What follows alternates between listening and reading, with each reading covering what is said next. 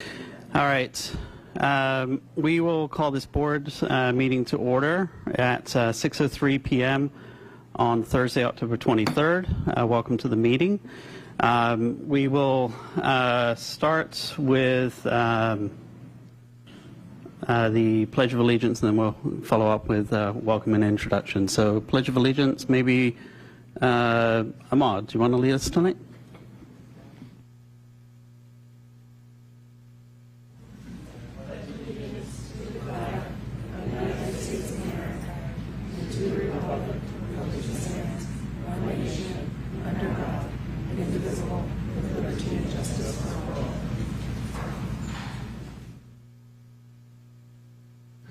All right, and we'll start with our usual tradition of introductions with Assistant Superintendent Graywell. Good evening, Namarta Graywell, Assistant Superintendent of Human Resources. Ahmed Shaghoslami, Assistant Superintendent of Business Services. Good evening, Ed Dialazzo, Deputy Superintendent, Educational Services. Good evening, Elizabeth Gersich, Student Board Trustee. Good evening, Mary Jo Carrion, and I'm excited to see Alice Allen. Is that my former student out there? Woohoo! Charlie Jones, Trustee for Area 4. Good evening, Lori Walker, Trustee for Area 2.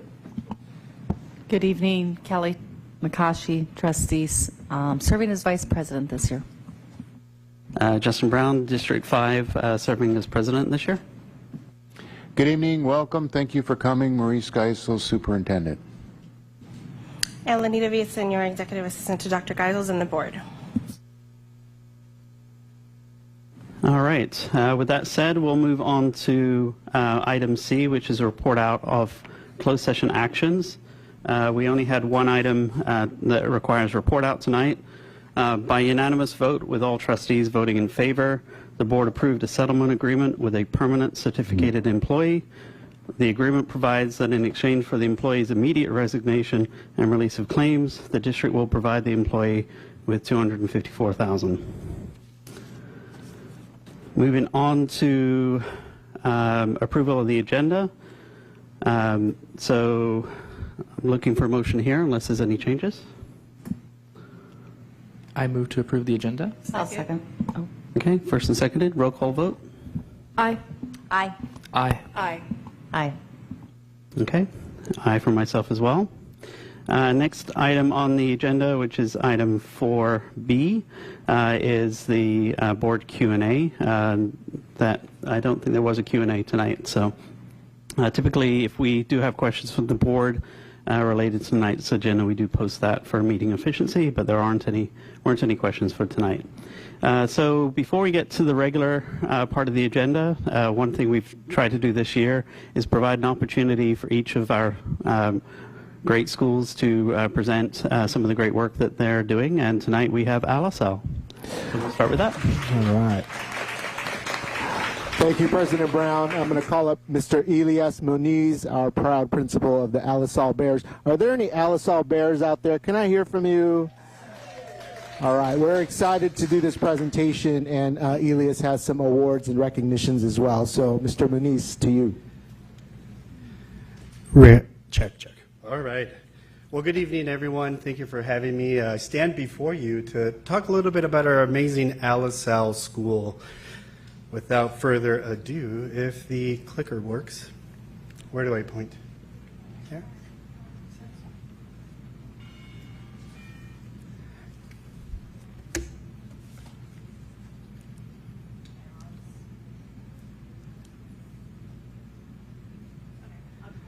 Thank you. All right, so I get to talk to you a little bit about our amazing school. Some of the highlights that I want to make sure I share with our board and with our extended cabinet is some of our academic achievements. One that we are proud of is almost a 5% increase in our CASP English Language Arts part of the statewide assessment from the 24 to the 25 school year. Some data to also celebrate is our M-Class data, students that are at or above benchmark. This is a literacy assessment to guide targeted instruction and reading intervention. And as you can see in kinder, 65 are at or above. In first grade, 81%, second grade, 82%, in third grade, 84%, and in fourth grade, 77%, and in fifth grade, 79% that are at or above benchmark. So that speaks to our strong instructional program that we have at LSL and the amazing teaching that is happening. I also want to highlight an enrichment program. We do have a fifth grade student leadership team that promotes kindness, school spirit, and staff support through service projects like mentoring, fundraisers, while modeling responsibility and developing long-lasting leadership skills. At LSL, we pride ourselves at building a community that's inclusive, that focuses on wellness and equity. I'll talk more in detail about Different is Awesome Week. Now in the 12th week of school, we've had our fall carnival last Friday, and tomorrow we have our fun run. So if you're around, come and say hi. All right, some voices from campus. All right, we kicked off our Different is Awesome Week, by having everyone cutting and decorating a figurine and highlighting how different is beautiful at LSL. The students decorated the Different is Awesome mural that's located outside the NPR. If you look at the screen on the bottom left-hand side, that was the beginning stages of the mural, and then by the end, it's completely full with all the differences that we have at LSL. On the top left-hand side, through Prop 28 funds, we're able to provide additional enrichment music opportunities for our TK through 5th grade SDC students. So we are part of that. We do have a short video that I'm hoping everyone gets to see.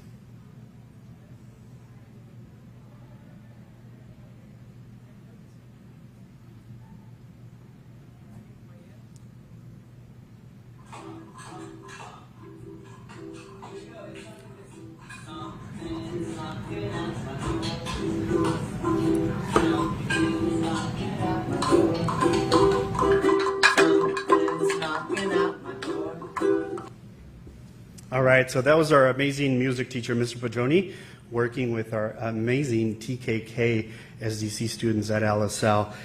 Through the usage of Prop 28 funds, we're able to provide additional enrichment art classes for our TK through 5th grade students. We have a quick mosaic that I want to show.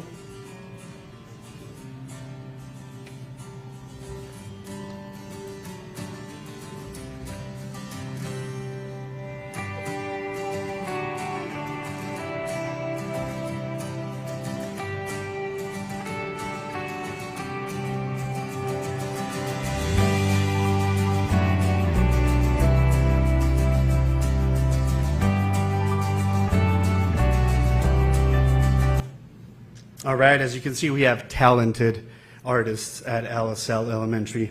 All right, just wanted to take a moment to also just show gratitude to all the folks that make LSL a very special place. So we're proud of our LSL students for their dedication and enthusiasm for learning. Deepest gratitude to our professional, caring LSL staff and our supportive PTA for their continued commitment to student success. We're also grateful to our generous and caring community for helping make LSL a truly special place. And moving on to my favorite part of the presentation, which is acknowledging LSL Bears that exemplify the community of character. So when you hear your name, please come up. All right. First, we have Noah McCarty, self-discipline, kindergartner in Miss Fitz class. Noah has demonstrated remarkable perseverance, growth, and leadership over the past 2 years, serving as a role model through his positivity, kindness, and unwavering determination. Congratulations, Noah.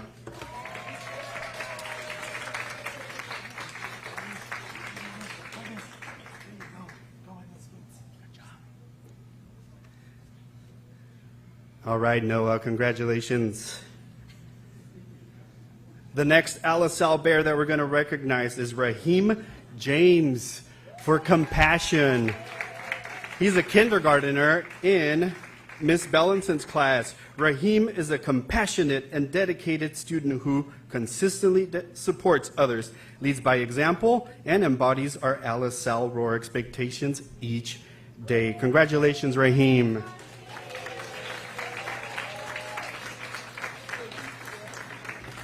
We'll give Raheem his recognition in just a bit. All right, next we have Natara Sunish for Compassion. She's a first grade student in Miss Salcido's class. Natara exemplifies maturity, kindness, and inclusion through her compassionate friendship with her neurodivergent classmates, consistently demonstrating a deep understanding of human connection. This one. Mrs. Gates. Oh, you're right. Yep. Thank you. All right, last but not least, we have Christian Guadarrama for Responsibility. He's a fifth grader in Mrs. Chung's class. Christian consistently embodies Alice Sal's core values through his responsibility, compassion, and integrity, leading by example and inspiring others with his growth and leadership. Congratulations, Christian.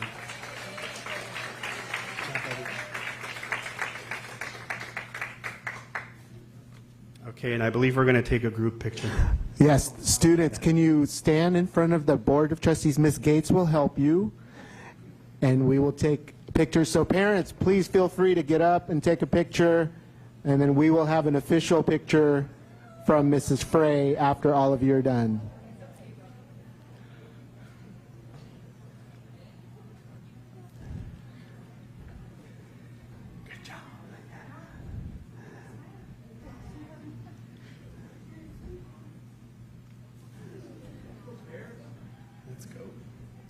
All right, one more from Mrs. Frey, please. This is the official picture.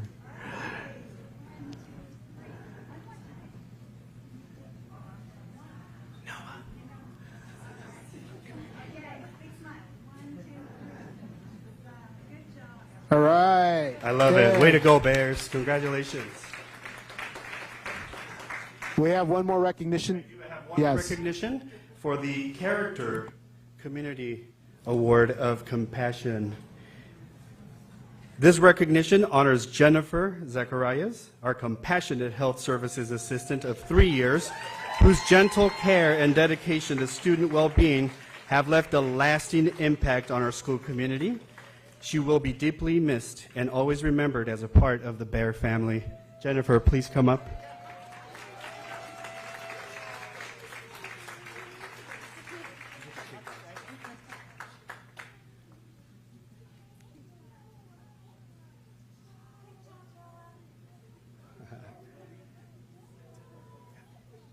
All right, congratulations, Alice Sal. Thank you.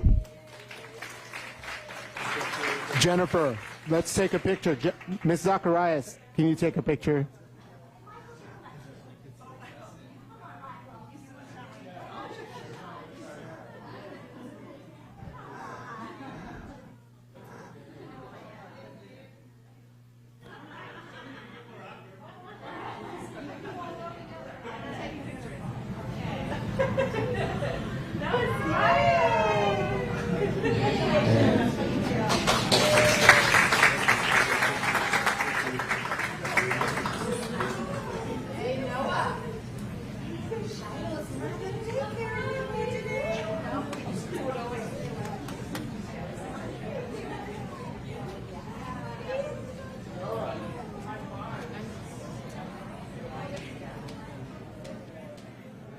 All right, we'll just give folks just a minute in case they're not here for the later items.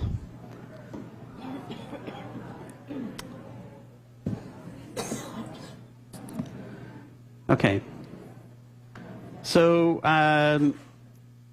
moving on to reports from Employee Association presidents. So we did get a special request from APT to use part of their address time to include some of the teachers in their presentation. We made sure that we extended the same invitation to CSEA. We did flip the order though, so we've got CSEA going first, but the offer was extended to both unions. So let's start with, do we have Ryan for CSEA?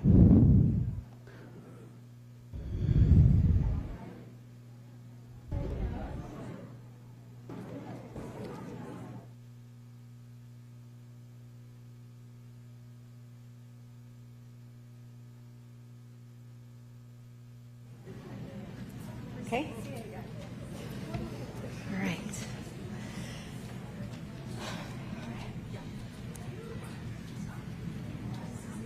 Good evening, board members and members of the cabinet.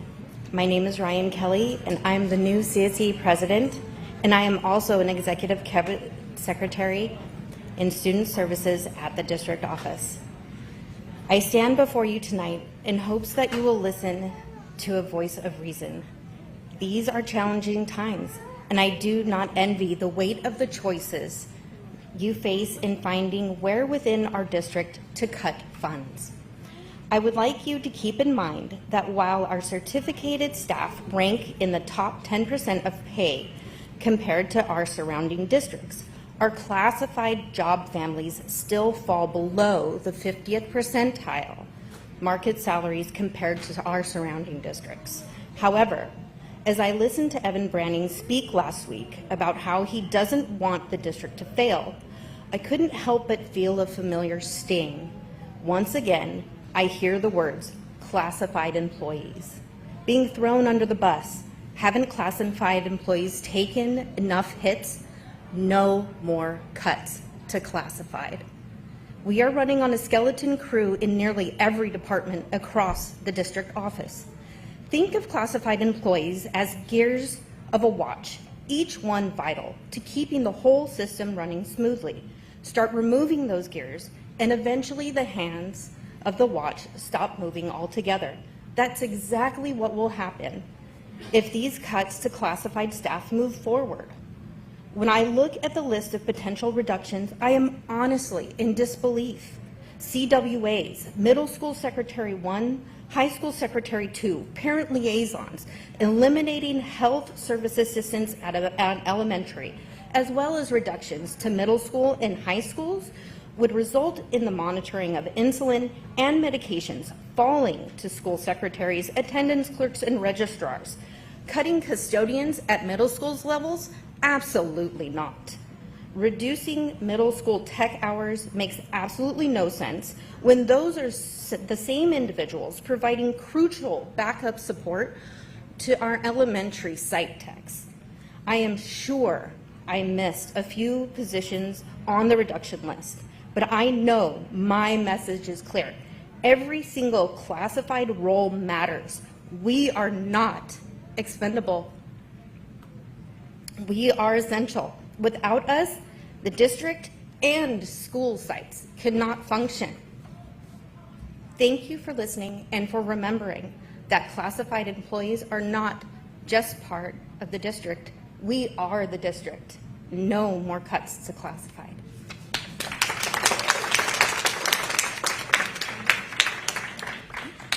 Okay, thank you very much.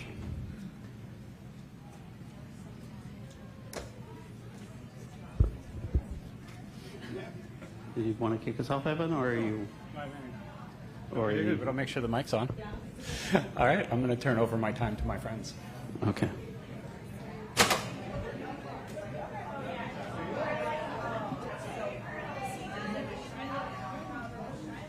Good evening. Pleasanton students deserve the best. District management has to stop balancing the budget on the backs of its students. Educational needs and opportunities. Cuss must stay away from the classroom because Pleasanton students deserve the best. Good evening, board members, administrators, students, families. Pleasanton students deserve the best, the very best. Budget cuts must stay away from all classrooms and programs, especially those that serve our most vulnerable students, because all Pleasanton students deserve the best. Good evening. Pleasanton students deserve the best. Staff and services that directly impact student learning and safety on a daily basis need to be protected. because Pleasanton students deserve the best. Good evening. Pleasanton students, once again, deserve the best. Budget cuts must stay out from all classrooms and programs, especially those that serve our most vulnerable students, because all Pleasanton students deserve the best. Pleasanton students deserve the best. Staff and services that directly impact student learning and safety on a daily basis need to be protected because Pleasanton students deserve the best. Pleasanton students deserve the best. Cuts the district make need to stay away from the services that directly impact student learning on a daily basis because Pleasanton students deserve the best. Pleasanton students deserve the best. Our students only have one opportunity for a great education. To continue to be a destination school district, we must put students and their services first because Pleasanton students deserve the best. Pleasanton students deserve the best. Staff and services that directly impact students' learning and safety on a daily basis need to be protected because Pleasanton students deserve the best. Pleasanton students deserve the best. Budget cuts must stay away from all classrooms and programs, especially those that serve our most vulnerable students, because all Pleasanton students deserve the best. Pleasanton students deserve the best. Staff and services that directly impact student learning and safety on a daily basis need to be protected because Pleasanton students deserve the best. Pleasanton students deserve the best. Budget cuts must stay away from all classrooms and programs, especially those that serve our most vulnerable students, because all Pleasanton students deserve the best. Pleasanton students deserve the best. Staff and services that directly impact student learning and safety on a daily basis need to be protected because Pleasanton students deserve the best. Pleasanton students deserve the best.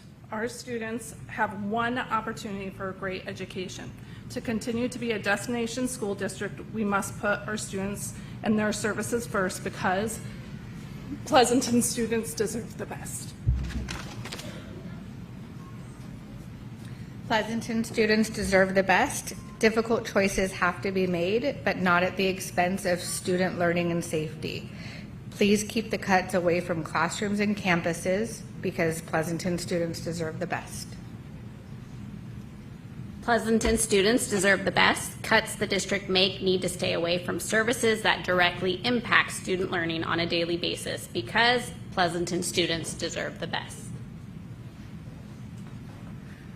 Pleasanton students deserve the best. Difficult choices have to be made, but not at the expense of student learning and safety. Keep the cuts away from classrooms and campuses because Pleasanton students deserve the best. Pleasanton students deserve the best. Our students only have one opportunity for a great education. To continue to be a destination school district, we must put students and their services first because Pleasanton students deserve the best. Pleasanton students deserve the best. Staff and services that directly impact student learning and safety on a daily basis need to be protected because Pleasanton students deserve the best. Pleasanton students deserve the best. Budget cuts must stay away from all classrooms and programs, especially those that serve our most vulnerable students because all Pleasanton students deserve the best. Pleasanton students deserve the best. Our students only have one opportunity for a great education. If you'd like to be a destination school district, we must put our students and their services first because Pleasanton students deserve the best. Pleasanton students deserve the best. Staff and services that directly impact student learning and safety on a daily basis need to be protected because Pleasanton students deserve the best.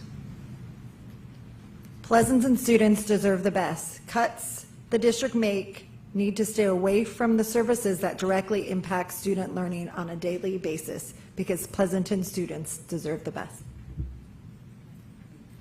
Pleasanton students deserve the best. Our students only have one opportunity for a great education. To continue to be a destination school district, we must put students and their services first because Pleasanton students deserve the best. Pleasanton students deserve the best. Cuts the district make need to stay away from services that directly impact students' learning on a daily basis because Pleasanton students deserve the best. Pleasanton students deserve the best. Staff and services that directly impact student learning and safety on a daily basis need to be protected because Pleasanton students deserve the best.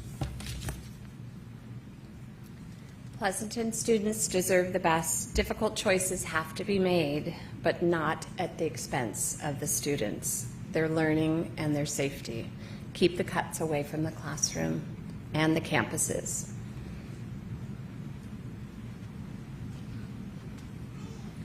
Pleasanton students deserve the best. Staff and services that directly impact student learning and safety on a daily basis need to be protected because Pleasanton students deserve the best. Pleasanton students deserve the best. Budget cuts must stay away from all classrooms and programs, especially those that serve our most vulnerable students, because all students deserve the best.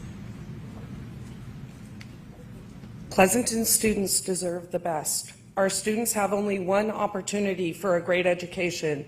To continue to be a destination school district, we must put students and their services first, because Pleasanton students deserve the best. Pleasanton students deserve the best. Cuts the district make needs to stay away from services that directly impact student learning on a daily basis, because Pleasanton students deserve the best.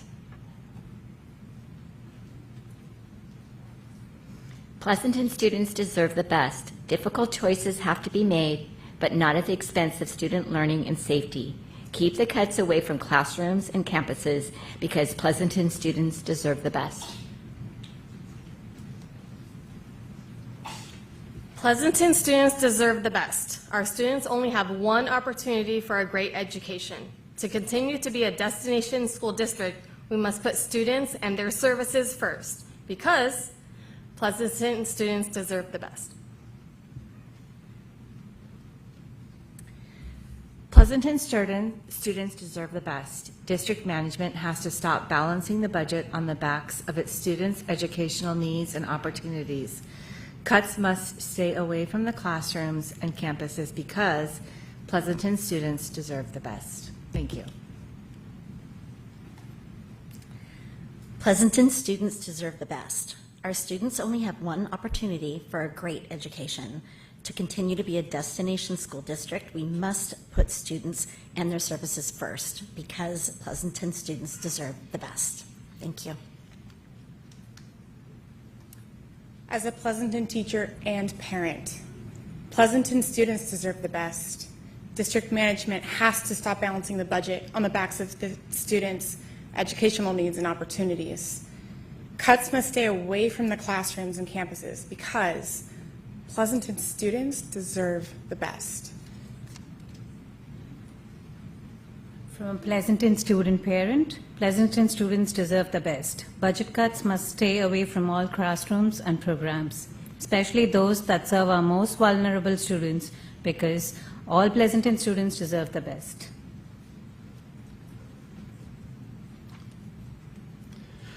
Pleasanton students deserve the very best. Our students only have one opportunity, one shot for a great education.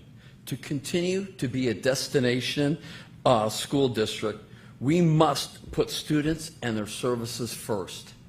With that, Pleasanton students deserve the very best. Thank you. Pleasanton students deserve the best. Budget cuts must stay away from all classrooms and programs, especially those that serve our most vulnerable students, because Pleasanton students deserve the best. Pleasanton students deserve the best. District management has to stop balancing the budget on the backs of its students' educational needs and opportunities.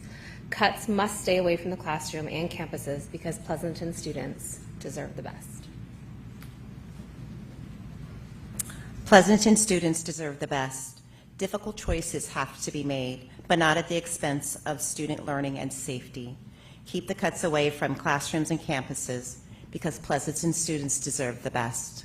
Thank you. Pleasanton students deserve the best. Staff and services that directly impact student learning and safety on a daily basis need to be protected because Pleasanton students deserve the best. Same thing. Pleasanton students deserve the best. Staff and services that directly impact student learning and safety on a daily basis need to be protected because Pleasanton students deserve the best. Good evening. I'm a graduate of Pleasanton Schools. Both my kids attend Pleasanton Schools. I've spent my entire 23-year teaching career here in Pleasanton. I understand difficult choices have to be made, but not at the expense of student learning and safety. Keep the cuts away from classrooms and campuses. Pleasanton students deserve the best. Pleasanton students deserve the best. District management has to stop balancing the budget on the backs of its students' educational needs and opportunities. Cuts must stay away from the classrooms and campuses because Pleasanton students deserve the best. Pleasanton students deserve the best. Staff and services that directly impact student learning and safety on a daily basis need to be protected because Pleasanton students deserve the best. Good evening. Pleasanton students deserve the best. Our students only have one opportunity for a great education. To continue to be a destination school district, we must put students and their services first because Pleasanton students deserve the best. Pleasanton students deserve the best. District has to stop balancing the budget on the backs of its students' educational needs and opportunities.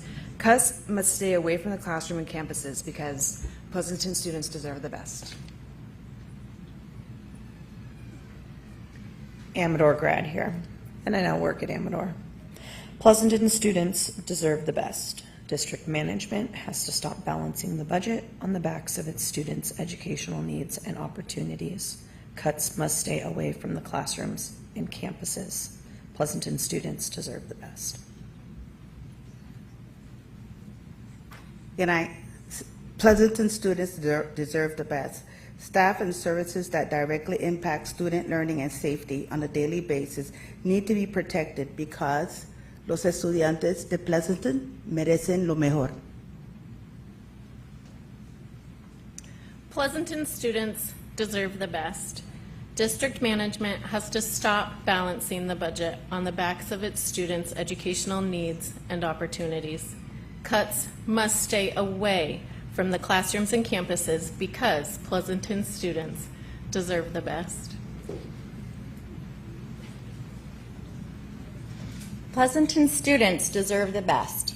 Budget cuts must stay away from all classrooms and programs, especially those that serve our most vulnerable students, because all Pleasanton students deserve the best. Pleasanton students deserve the best. Difficult choices have to be made, but not at the expense of student learning and safety. Keep the cuts away from classrooms, campuses, because Pleasanton students deserve the best. Pleasanton students deserve the best. District management has to stop balancing the budget on the backs of its students' educational needs and opportunities. Cuts must stay away from the classrooms and campuses because Pleasanton students deserve the best. Pleasanton students deserve the best. Difficult choices have to be made, but not at the expense of student learning and safety. Keep the cuts away from the classroom and campuses because Pleasanton students deserve the best. Pleasanton students deserve the best. District management has to stop balancing the budget on the backs of students' educational needs and opportunities. Cuts have to stay away from the classrooms because Pleasanton students deserve the best.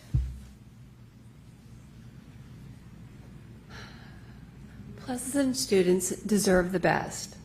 Budget cuts must stay away from the classroom and programs, especially those that serve our most vulnerable students.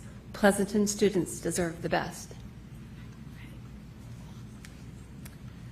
Pleasanton students deserve the best. Staff and services that directly impact student learning and safety on a daily basis needs to be protected because Pleasanton students deserve the best.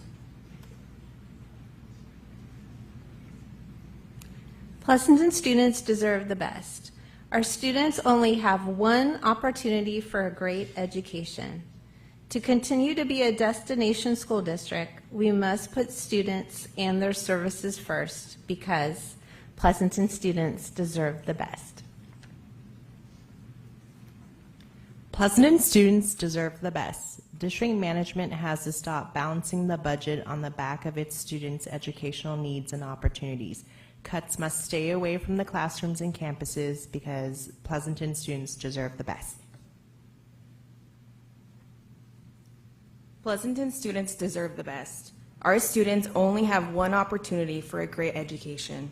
To continue to be a destination school district, we must put students and their services first because Pleasanton students deserve the best.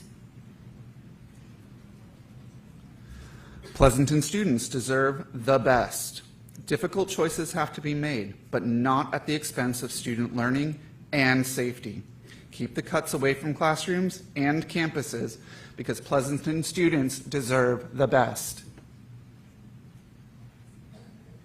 Pleasanton students deserve the best. Staff and services that directly impact student learning and safety on a daily basis need to be protected because Pleasanton students deserve the best.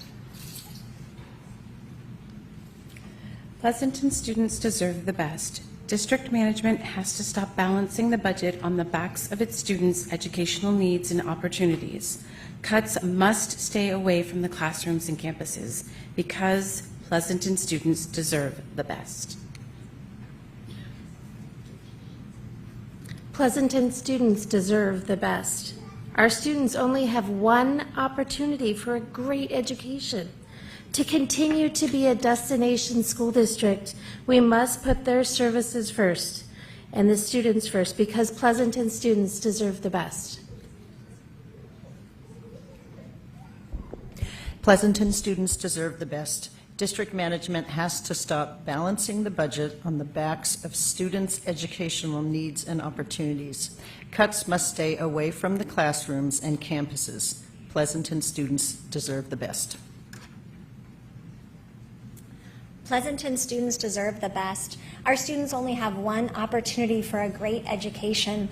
To continue to be a destination school district, we must put students and their services first because Pleasanton students deserve the best. Pleasanton students deserve the best. Difficult choices have to be made, but not at the expense of student learning and safety.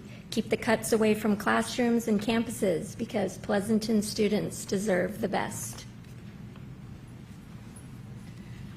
Pleasanton students deserve the best.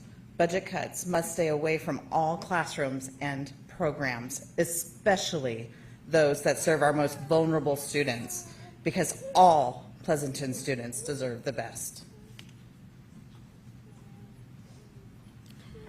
Pleasanton Parent and Reading Intervention Support Specialist. Pleasanton students deserve the best. District management has to stop balancing the budget on the backs of its students' educational needs and opportunities.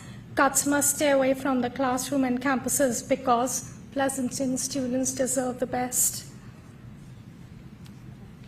Hi, Pleasanton Parent and Reading and Intervention Support Specialist. Pleasanton students deserve the best. The budget cuts must stay away from the classroom and all programs, especially those that serve our most vulnerable students, because all Pleasanton students deserve the best. Pleasanton teacher, Pleasanton students deserve the best. District management has to stop balancing the budgets on the back of the students' educational needs and opportunity. Cuts may stay away from the classroom and campuses because students deserve the best. Pleasanton students deserve the best. Staff and services that directly impact student learning and safety on a daily basis need to be protected because Pleasanton students deserve the best. Pleasanton students deserve the best. I want to thank all of my friends, the families, and the educators who came out tonight to speak in favor of making sure that we can protect our students because Pleasanton students deserve the best. Thank you.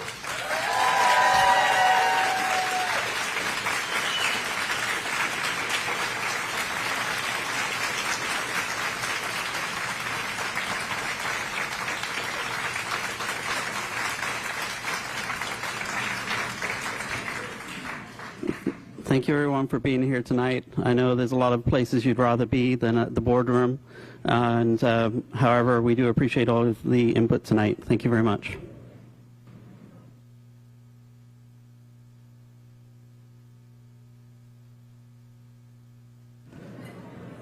Okay, we'll just give it a second here. Next up on the agenda is public comment on items not on tonight's agenda. So that would apply to any item not on tonight's consent agenda or on the regular agenda. So I'll point out the fact that the discussion around the budget is on tonight's agenda, and I will reopen public comment for that item when we get there. So with that said, Lenita, are there any items not on tonight's agenda? Yes, I have 3 speakers. Okay. Christina Nystrom, Monica Sullivan, and Eva Pudanpura.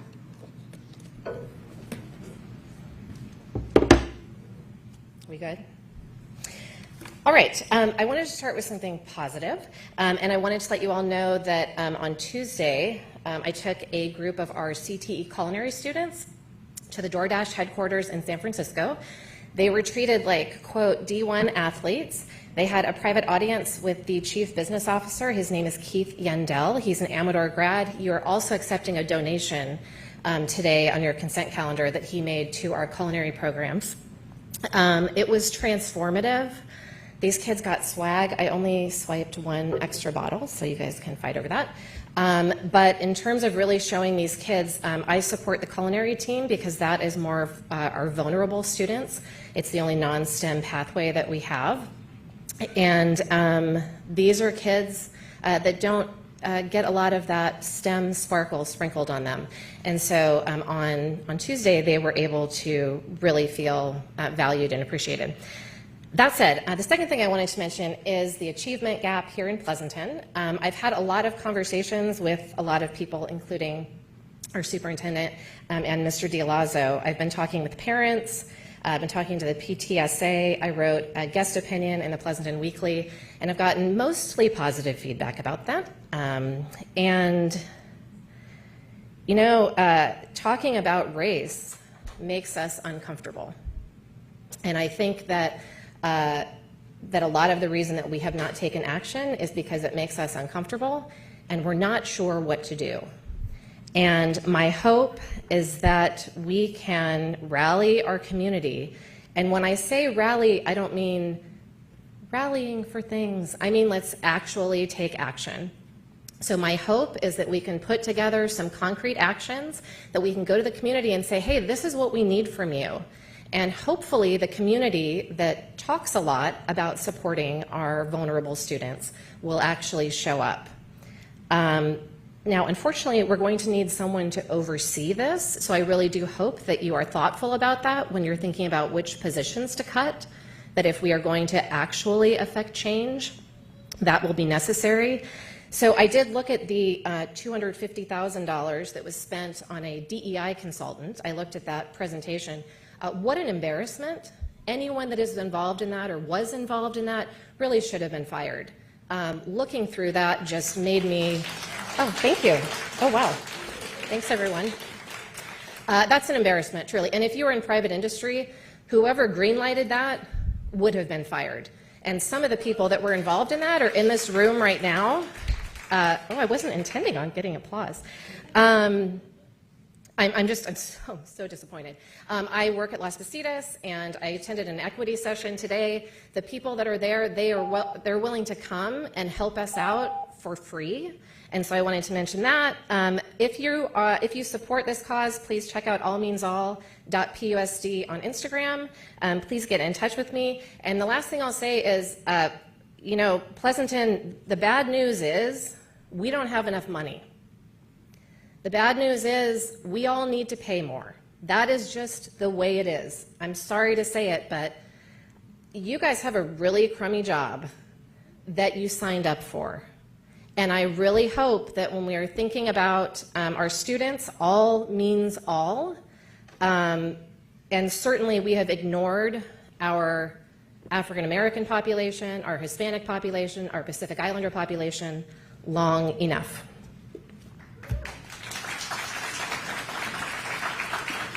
All right, thank you. Next speaker, Lenita. Yes, next speaker is Monica Sullivan, and after Monica is Eva Pudyapura.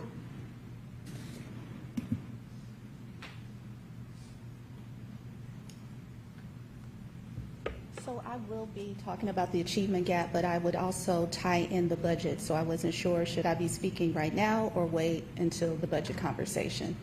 If you're talking in the broader context, you can cover both. If you're talking about specific reduction items on tonight's agenda, then I would ask that you come back a second time for that second piece.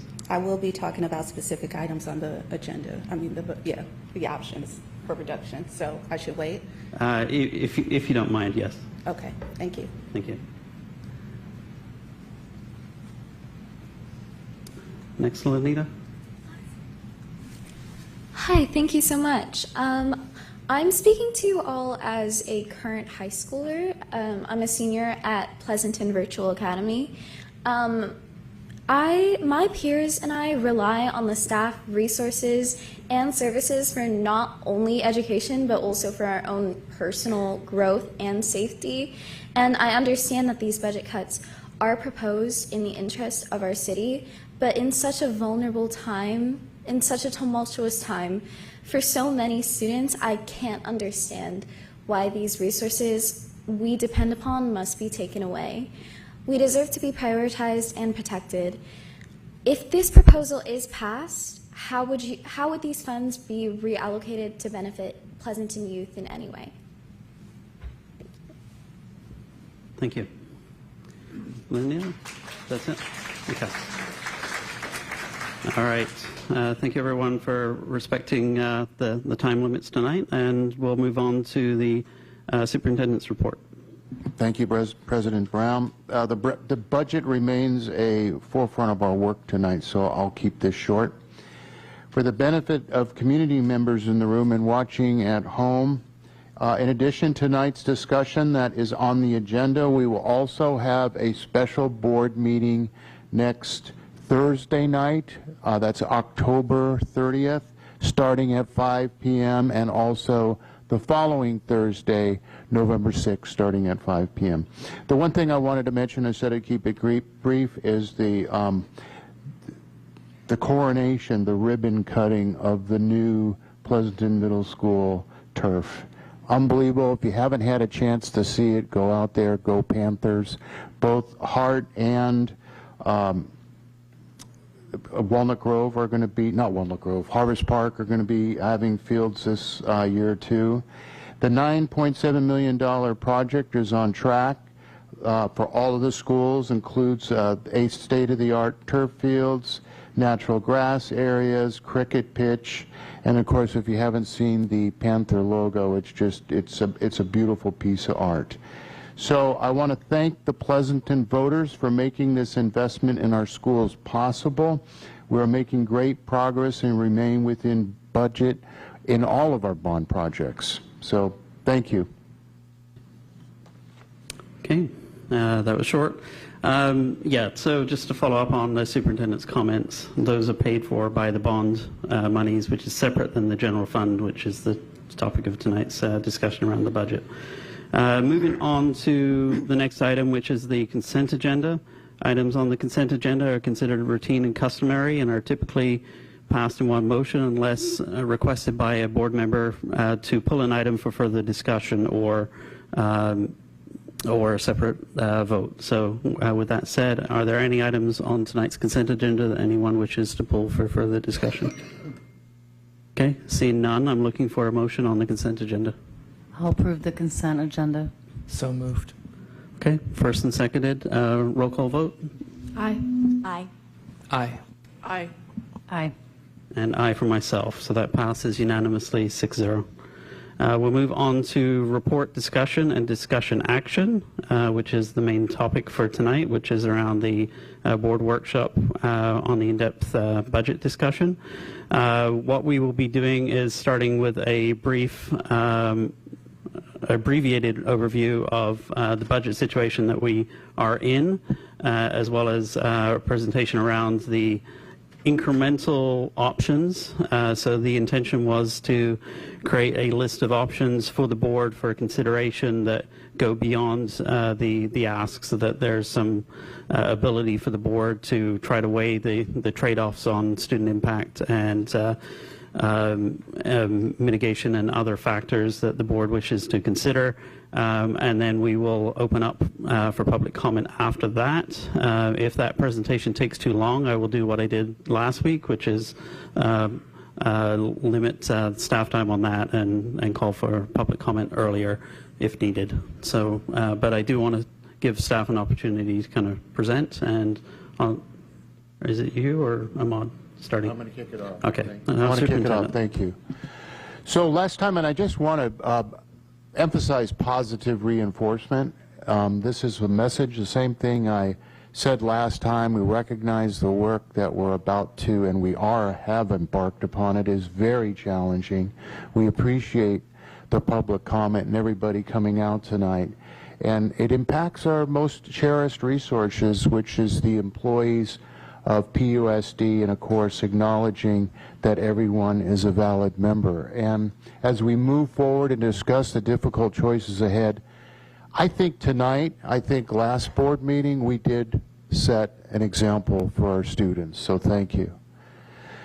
Tonight's agenda, last time what we did was we really came in with the first draft of options, not recommendations, for the trustees to look at. We provided opportunity for public comment. You asked clarifying questions, and you gave us directions. Tonight, we're going to present the list again, which has been expanded, of options. We are not expecting action tonight. We're expecting more questions and more directions for analysis. Then after this meeting, we will do like we did last year. You'll have individual spreadsheets where you went down, we call it homework, pre-work, where you individually rate each item. Then that will be due at a certain point, either at the end of the weekend or early next week, depend how much analysis and direction we get. And then we will call that information as you send it to us back individually. We will summarize that. And then next Thursday night, you'll start a weighting exercise like we did last year to call down and prioritize the options. Make sense?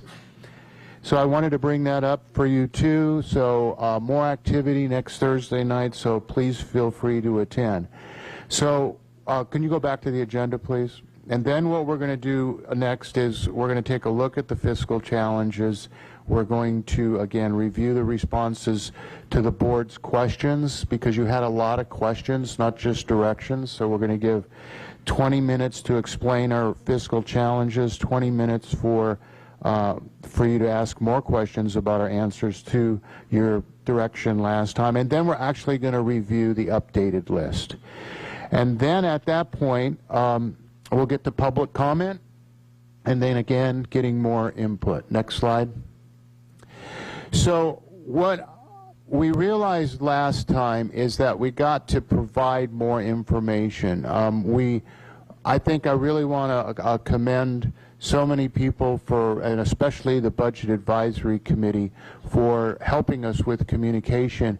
And we realized last time there's a lot of people that are new to this process, so we've presented a lot of slides in this deck, and I'm going to just punctuate some of the high points because there's a lot of content on each slide for people who are new to this information. And I also urge everyone to go to the front page of our website where we have everything from podcasts to all kinds of FAQs and everything else that you can get more information. This is just really quickly the process and engagement. We engaged with a superintendent budget advisory committee, and they really helped us out with communication, the timeline, and the process. We had town halls, QR input, and then, of course, here we are on October 23rd. Next slide, please. So understanding the state's funding formula. Next. This is a punctuated slide. President Brown talked about it earlier, and I can't pronounce it enough. I cannot pronounce it enough. The fact of the matter is the general fund, the operating budget, has a lot of things that are not included in it. The major one is a multi-$100-million program that the voters voted in called the Facility Bond Program. That's Measure 1 and Measure I-1. That money is hard-coded away from the general fund. And we keep saying that over and over again. Why? Because I think our public, rightfully so, I had a friend tell me the other day, driving by a school, how come you're hurting for money, and how come you say you're declining in enrollment when I see construction going on? And I had to say to him, that's because it's in a separate pot of money restricted by what the voters voted upon. And also, it is restricted in the sense that we are expanding our TK program because we're bringing on TK, that's transitional kindergarten, by law, and we have to build special materials and with special classrooms for little people. So it's separate. And if you could please, regardless of what your interests are here, if you are in line at Safeway or seeing someone at the new Costco, would you help me help you clarify that? Because I think it's really important, especially if we look for other local funding. So the rest of that list here, I'm not going to go through. Everything from adult education to developer fees to retirement benefits and the like, those are not a part of the general fund. Thank you. Next slide. Basically, this one is a little bit of a history walk, but what's important, when we reached our peak since 2018, we have declined 2,000 students. That's almost, well, that's pretty much the size of a high school, probably even to 3 elementary schools. We receive our money by something that's called average daily attendance. Basic aid districts or community-funded districts, well, you'll see out in the peninsula, they actually raise more parcel tax, no, excuse me, not parcel tax, they raise more local property tax than the state would give them for a minimum guarantee of funding. So they actually get to keep that money. We don't. We're in a district that doesn't collect enough money for the minimum funding for the state. And that minimum funding, as you can see up there, is filled up by the state to get to what we call the base revenue limit. And then the rest of the jar you see filled up there is called something that is LCFF, supplemental money. And districts receive supplemental money, and this is a word that it's unbelievable, the word. It's called the unduplicated count. And what that means, it's an equity-based formula. That's a good thing. And what it means is if you have students who are English language learners, and you have students from households of poverty, and you have students who are foster youth and homeless, the more students you have of those needs, the more supplemental money you have. Now, we take our students, all our students, very seriously. The important thing here is to know that out of all the students, we don't have as many students of those needs.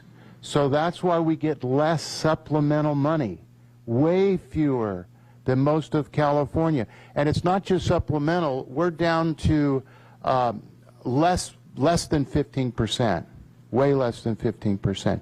There are some districts in districts around us that actually, if they get more than 55% of the unduplicated count, they get what's called concentrated money. So this is why when we say Pleasanton is in the lowest 1/10 decile, the lowest decile of all the unified schools, it's because we don't get as much supplemental money. And Ahmad's going to go into this further and show you the numbers and some distribution, and I'll come back in a bit. Thank you, Dr. Geisels. So here's PUSD's LCFF revenue breakdown. And as Dr. Geisels is indicating, the base grant, that's the main pot of money. And then there's a grade span adjustment in K to TK through K through third. And then at high school, we get a grade span adjustment. And then there's the supplemental grant that Maurice was explaining for our unduplicated students that meet certain requirements. The district then gets some home-to-school transportation. We provide special education transportation. And then there is a TK add-on for our new TK additional class. The classes are smaller and there's additional adults in there. And the district gets this economic recovery target, which was meant to keep us whole when the transition was made into the LCFF formula in 2012-13. Of the total revenues of districts gets about 214. It was for 24-25. 93% of it comes from that LCFF formula and other states. So we're heavily dependent on the state funding.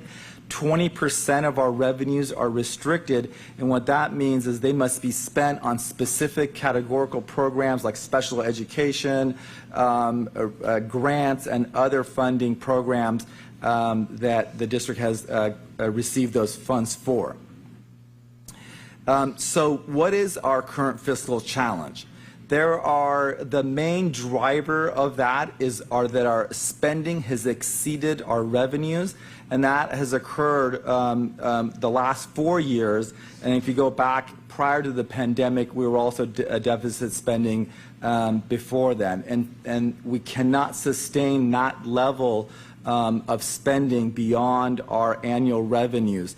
And that total for the last 4 years is about $18 million. And the way we've been able to sustain that is we've been using our reserves, that is our savings. That's been, as you can see, been depleted. We have to maintain a minimum 3%, and that is what we're working to get ourselves back to a balanced budget and maintain a healthy fiscal status for the district.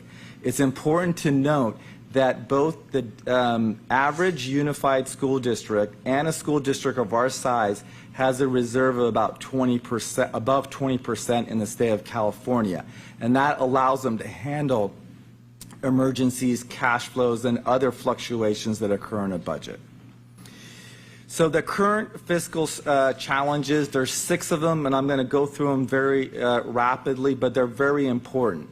One, the district has been declining enrollment. Similar to most districts in Alameda and many districts in California, the district has seen declining enrollment, and that declining enrollment means less money.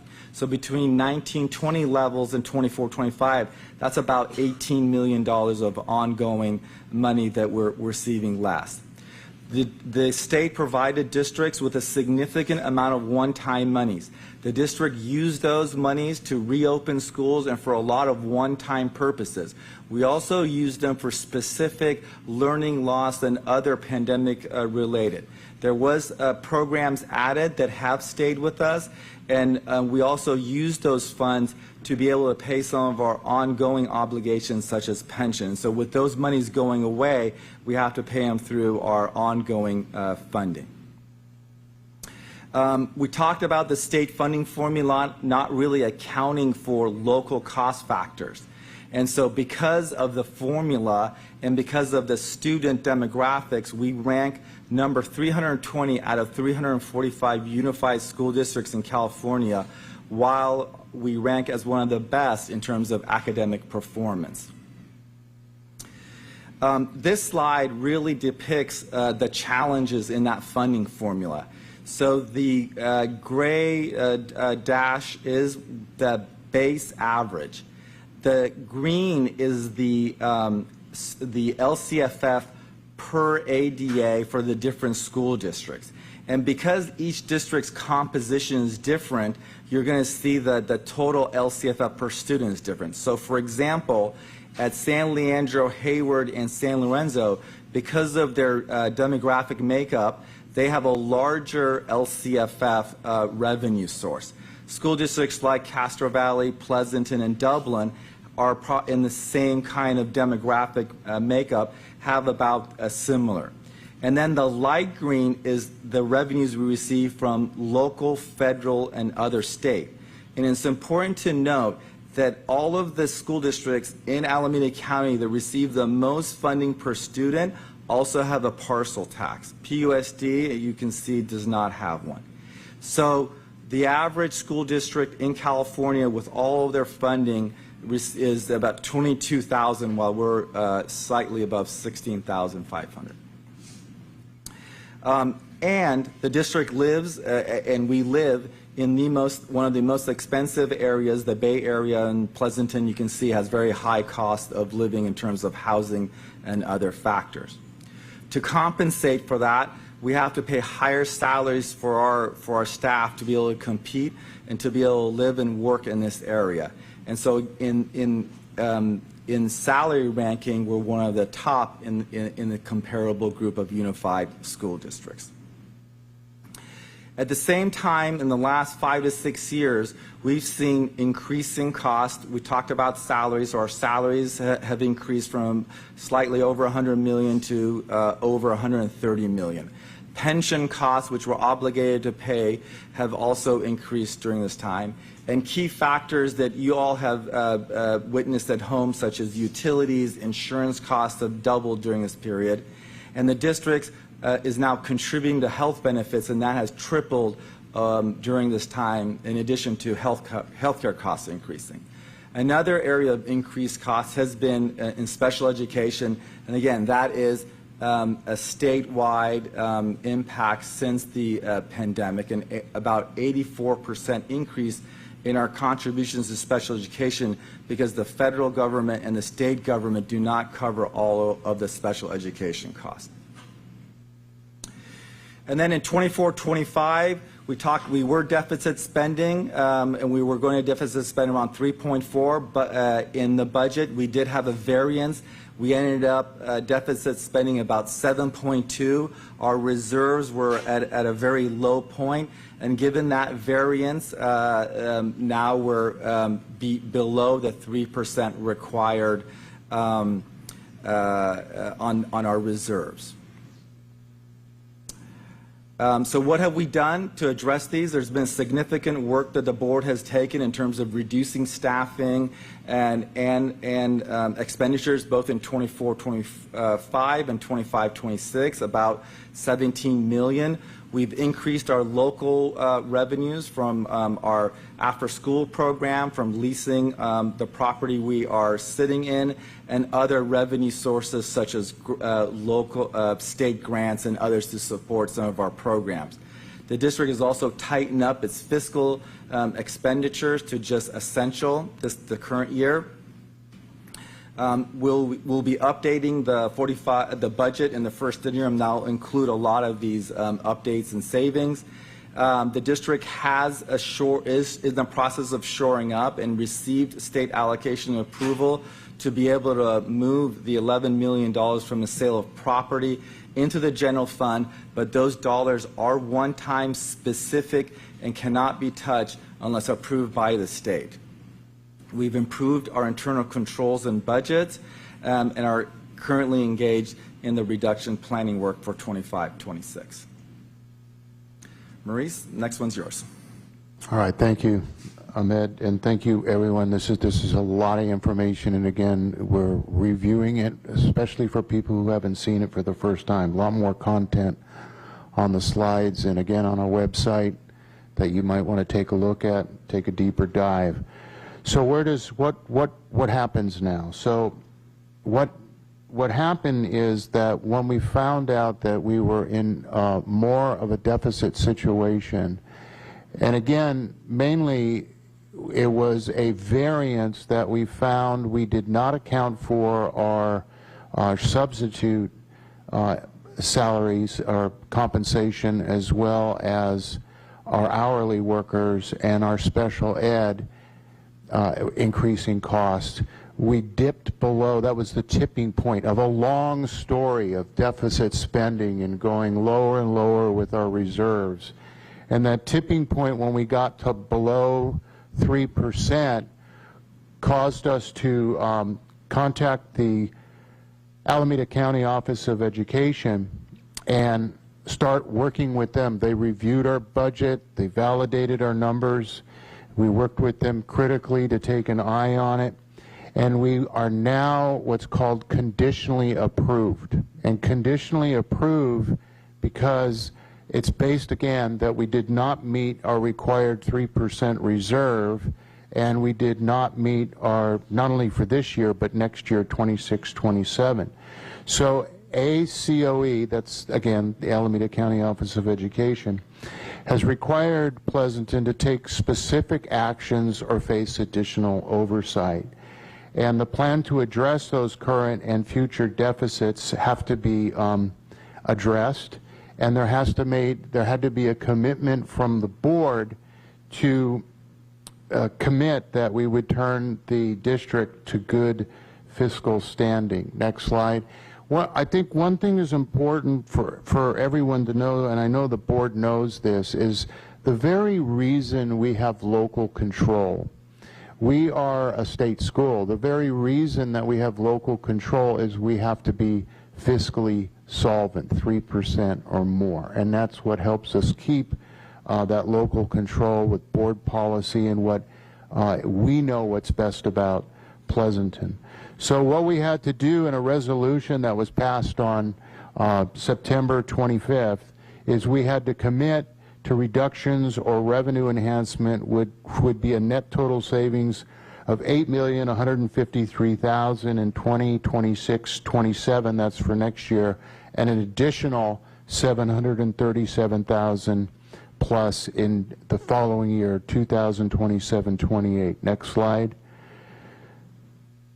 So basically, this is how we get to the $9 million. It was almost $9 million reductions in revenue and needed to achieve a balanced budget through the resolution we made to the ACOE that was because we were conditional and we have to be required to get to that amount to be solvent at the minimum 3%. I would say, and you haven't looked at necessarily an amount yet and agreed upon that, think of this as a starting point. This is a starting point where we need to go in terms of where and how deep you want to make reductions.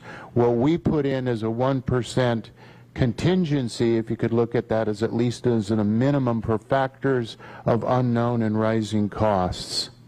So if we go to the next slide, this is kind of the risks and uncertainties and making reductions. So again, we're looking at a minimum of 10 million. A starting point would have to be at least 9 million. And I went over this last time and I'll go over it again briefly. The minimum is based on the assumptions that the COLA will stay steady at 3.02% or go higher, that our enrollment will not go down precipitously more than 12,672, that the state economy will be stable, that realizing that there will be no money for compensation, which we hold dear because, you know, we're in that top 10 decile, but Pleasanton's expensive and we have great teachers and staff and we want to pay well to attract and retain talent, and there's again $1 million in there for variance and rising costs.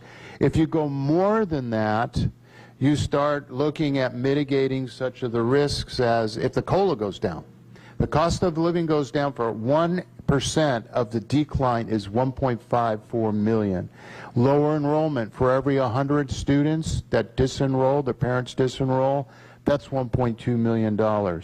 We don't know, and I said this last time, the impact of the state budget. The impact of the state budget could come in two folds. One, a federal government who is providing fewer dollars to the states, which means we're competing for fewer dollars at the state level as other people want them. And two, and or the specter of recession. The state receives most of its income through income tax and profit tax. And a recession, revenues fall really, really quickly, and we're attached to state revenue. And then finally, and there's probably more, and that is for every increase in compensation across the board is $1.7 million. So with that, next slide, please. I should have the clicker. So now what we're going to do tonight is, again, reviewing the agenda. We're going to look at the follow-up questions for the board. We got 20 minutes for that. Then we'll actually give you a review of the presentation of a reduction option. And then thank you, President Brown, for opening up for public comment. And then we will be all ears as you give us direction and further analysis for the next step, the next meeting. Thank you.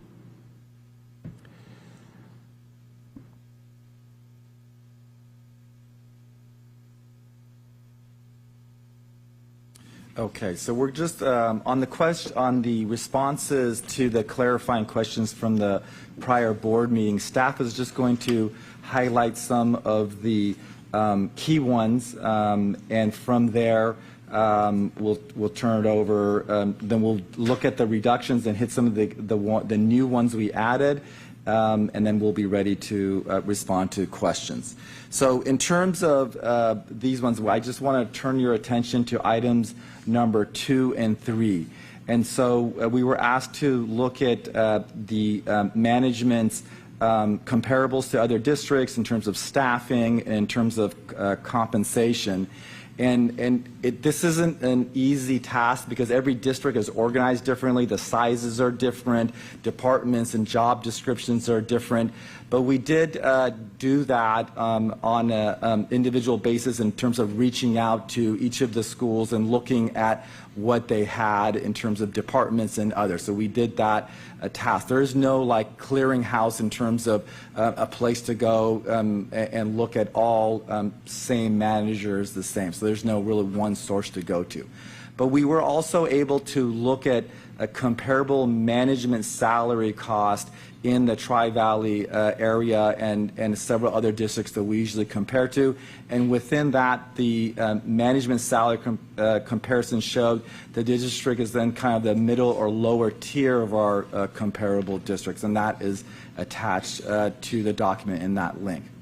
The other work that we did is, because there was some questions about the management costs in comparison to some of our local school districts. And so we looked at Livermore, Dublin, Fremont, and San Ramon, and looked at their 25-26 budget and looked at how much they spend on salaries, what is their total budget, and then looked at the percentages that are spent, both total and restricted and unrestricted, on those various groups.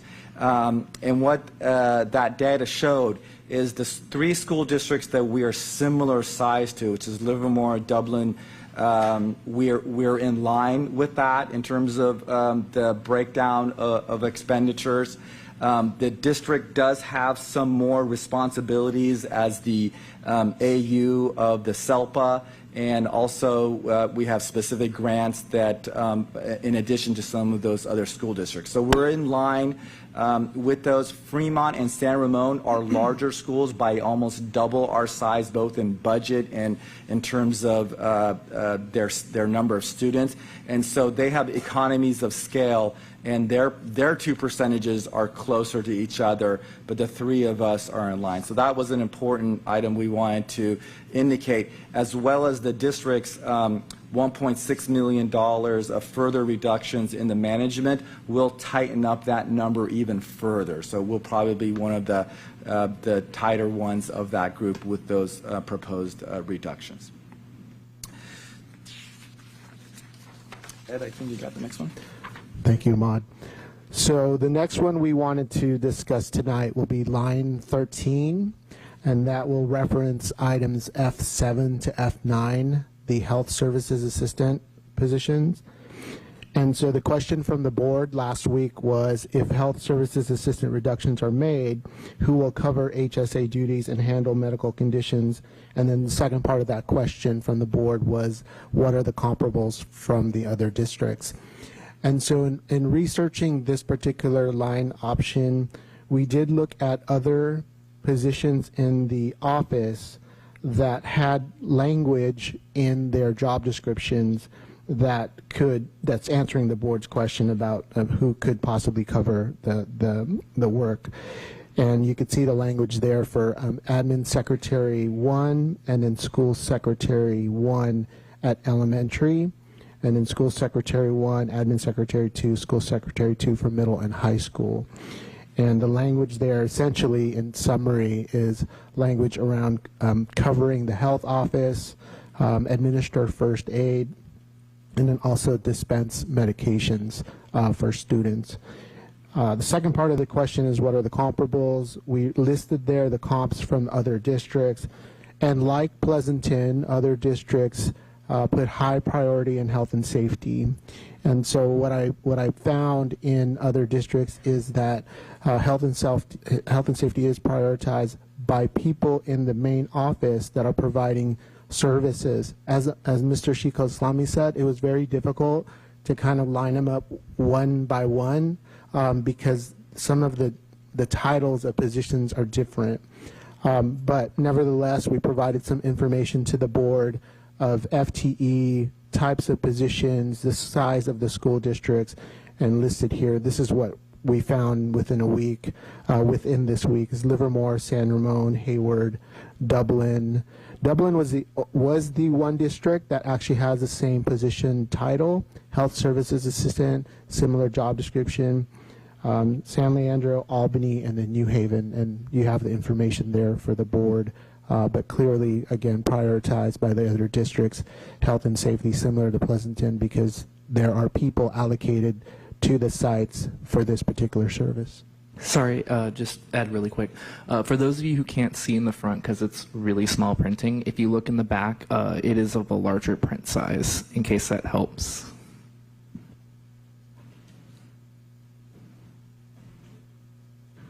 Thank you, Charlie.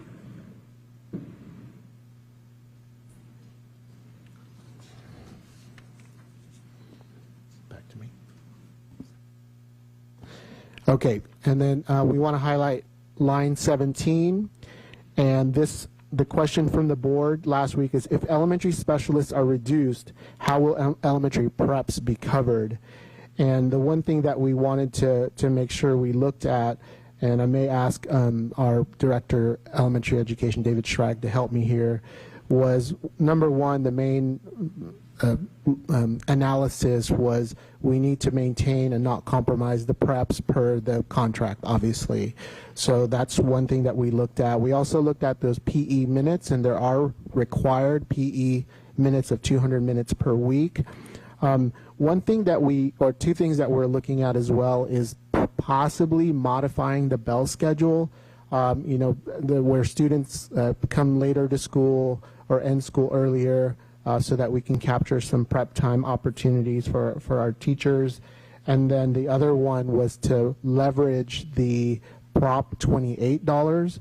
There's about $700,000 that are for elementary Propositions 28 dollars that we're thinking about. If we pooled those monies as a district, how can we then provide some sort of centralized services under Prop 28 that can then help with the prep schedules. So we can get into more details if the board would like to do that, but we wanted to provide some of that information for you in terms of how we'd cover those preps. And then again, clearly, we have prep schedules, we have specialists. The other part I wanted to make, that's the prep schedule, but we have specialists who provide this very specialized instruction for science, for PE, and for music. So it's not just a prep problem for us, it's about specialists providing that very specialized instruction. The next question we wanted to highlight is number 24. This one was related to the LCAP. So in the LCAP, we receive about we are scheduled to receive about $4.95 million in 26-27. That also depends on, our enrollment and our unduplicated count. The current fiscal year, the projected spend on LCAP is $5,226,000. Looking at increase, because every year the cost will increase naturally with the staff, we need to at least reduce the program by $350,000.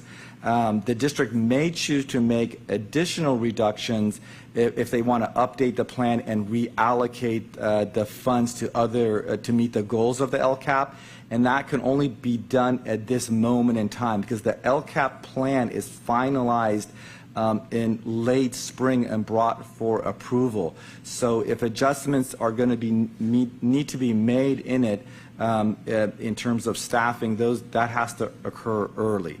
But we wanted to really clarify, we've identified more than the minimum, but that does provide an opportunity for updating the plan and reallocating it to other areas to meet the district's goals. Okay, I have the next one. This will be line 26. The question from the trustees last week was, besides AVID and outdoor ed, what programs can be reduced? And so we thought together with our ed services directors and some thoughts that we came up with, again, very difficult. So dual language immersion. The reason why we put that on there is we have seen a decline recently in enrollment, and what that has necessitated for us at Valley View is we're seeing one English-only kinder class, one English-only first grade class, and then we had to make an adjustment for our second grade, third grade classes and created a combination grade 2-3 class to, again, accommodate some of that declining enrollment at Valley View. And I listed there for the board the enrollment for our DLI programs over the last 8 years or so.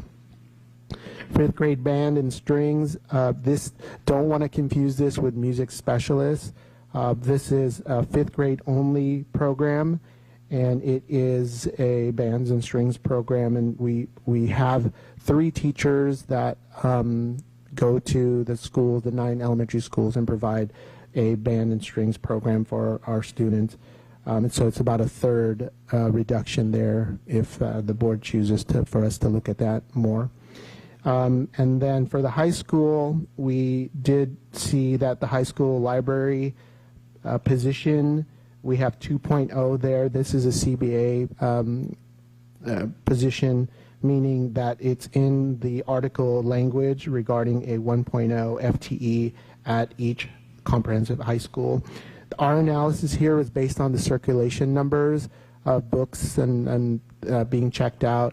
I also know and acknowledge there's a supervision as well at the high schools for like lunchtime and after school, before school. So there's that component as well. But looking at other programs, we thought about this particular program and still have one teacher librarian for the district centralized and then still serve the high schools. Those were the 3 that we came up with.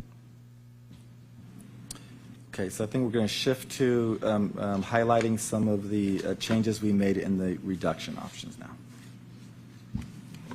So on the reductions list, the items that are highlighted in purple indicate the changes from the initial list that was presented last week. So we'll start with the district administrators area. And we had originally shown the reduction in district office management calendars, work year calendars, as 2 days for every manager. We've split that out further, and we did an analysis with neighboring districts, our comparables, and we've listed out the superintendent's work year to be reduced by 4 days, and then outside of the superintendent, the rest of management at the district office, including executive cabinet, would be reduced by 3 days. That will put us below the average of most districts, but that will have to be something then that management looks at their calendars and looks for ways to implement efficiencies, but that would take us below the averages for our surrounding districts. Next item.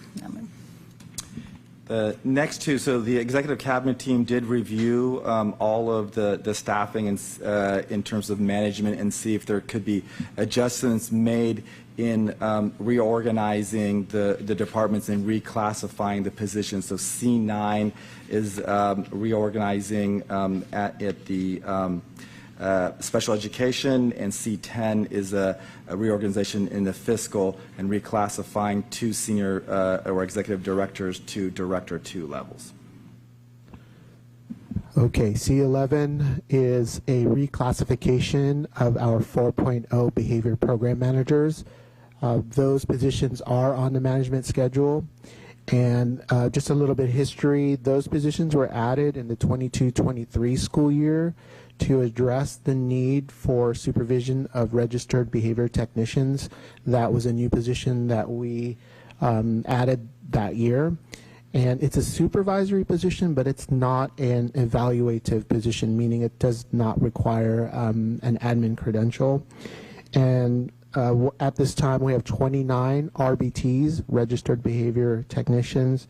That position does require a supervisor who holds a BCBA, which is a board certified behavior analyst certification from a certificated staff member. And that position, the behavior specialist position, that it would be reclassified to. So I'll repeat, the behavior program managers would be reclassified to a behavior specialist. That job description does require a BCBA, so therefore that position can supervise the RBTs.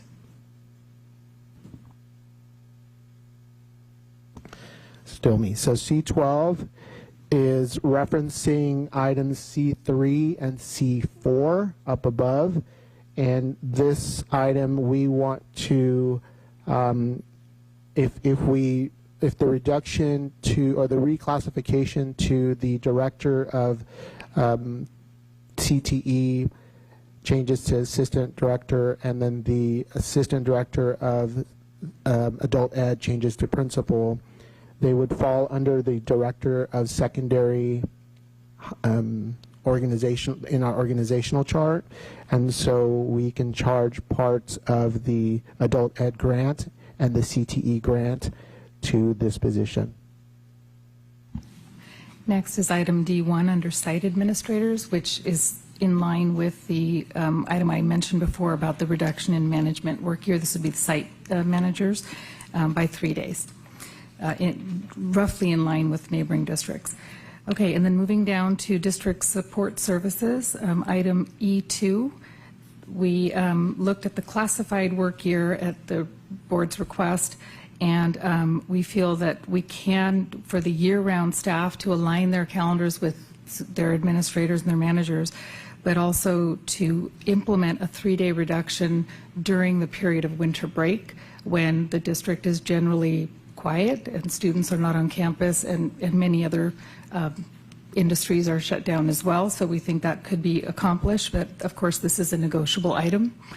And then item E3, we looked a little further in the division that I lead in HR, and we're proposing another reduction in an HR Tech 2 of 0.5. It will mean, though, that areas that relate to applicant screening, some compliance, monitoring, and so on might be a little bit slower in terms of service, but that's an option that we think can be considered.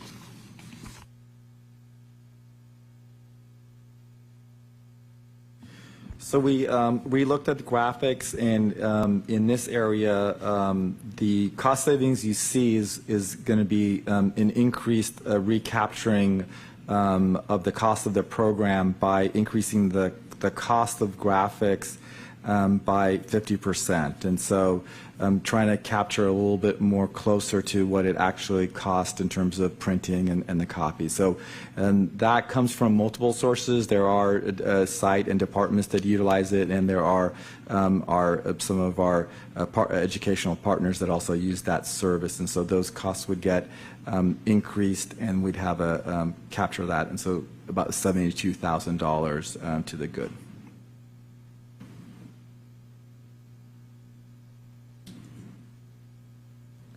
I believe, yes. So I'm next. Line item K5. This particular item, when we looked at middle school elective courses possibly being reduced, we understand that these are highly specialized courses. These are enrichment courses for our students. The basic FTE allocation that you see above in line item C, K3 and K4, it sort of is part of this, or could be part of this. And so when we allocate FTE, and when I say FTE, it's the full-time equivalent. Those are positions of staff to a school site. The base, or the main variable that we're looking at, is the enrollment. So how many students are enrolled at a particular school. And once that is determined, then we do a calculation of what FTE should be allocated for that school site. After that, a principal looks at the course selections of students, like what courses are students wanting to be enrolled in. Then there's an analysis there of the courses selected, which courses are filled in the master schedule, which courses are low enrolled. Should there be an opportunity to possibly combine courses? One of the things that we do sort of regularly are our ELD level 1s, level 2s, like we combine those courses. So with that being said, if we were to choose those low enrolled courses to be closed, then there would be opportunity for the principal to look at, well, where would these FTEs go? So we could increase language arts classes, we could increase math classes, therefore lowering the class size in those core classes. In the other document, not this document, there is a list of low enrolled courses for both middle school and high school, if you want to reference that.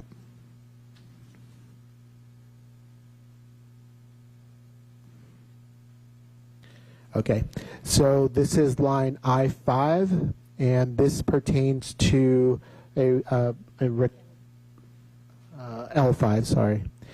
This pertains to a request from the board last week about looking at ROP sections and allocations. So essentially how this is there's that basic allocation that I described earlier. Then ROP, which is really an enhancement of our CTE program, we provide funds to the Tri-Valley ROP. They provide sections for us at the high school level. What we want to do is reduce those sections to the base allocation that I talked about earlier, where HR provides an allocation to the school. I know this is really technical, but essentially it's using some of those ROP funds to offset the general fund allocation for FTE. And remember, the base is the enrollment number. So it's the same number of students. We provide certain full-time equivalency, but we want to leverage the ROP dollars to help pay for some of those allocations, thus reducing our expenditure on general fund FTE allocation. And we determined that would be about 2.0 FTE. Okay, CTIG is the Career Technical Education grant, and that grant is received annually. And what we want to do in this particular line item is to leverage that CTIG grant. We receive approximately $840,000 and if this is approved, then we would use 50% of those dollars to help support the current CTE courses that we provide. A little bit of background on CTIG, CTEIG. It is, the language in there is to maintain and enhance a district's CTE program. So that language can be looked at as being both supplanting and supplementing your CTE program. So the district chooses how much we want to spend on CTE. For example, we do provide $1.6 million to ROP, because ROP is that enhancement to our CTE program, like I said earlier. So this would leverage about $400,000 of the CTIG grant to help offset that $1.6 million that we provide to ROP annually. This one is L7, and this is similar to the middle school courses. Our analysis, middle school elective courses, this one's for high school elective courses. In our analysis, the classes that we have found to be the low enrolled classes that could potentially be reduced are individual arts, world language, some of our ensemble courses. Those are the classes that we saw in that analysis.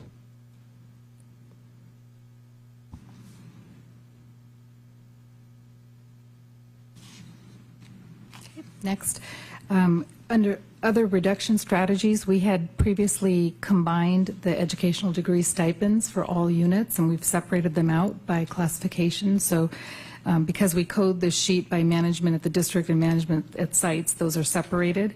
So if we were to freeze all educational stipends for management, they're listed in the first two rows. That's O1 and O2.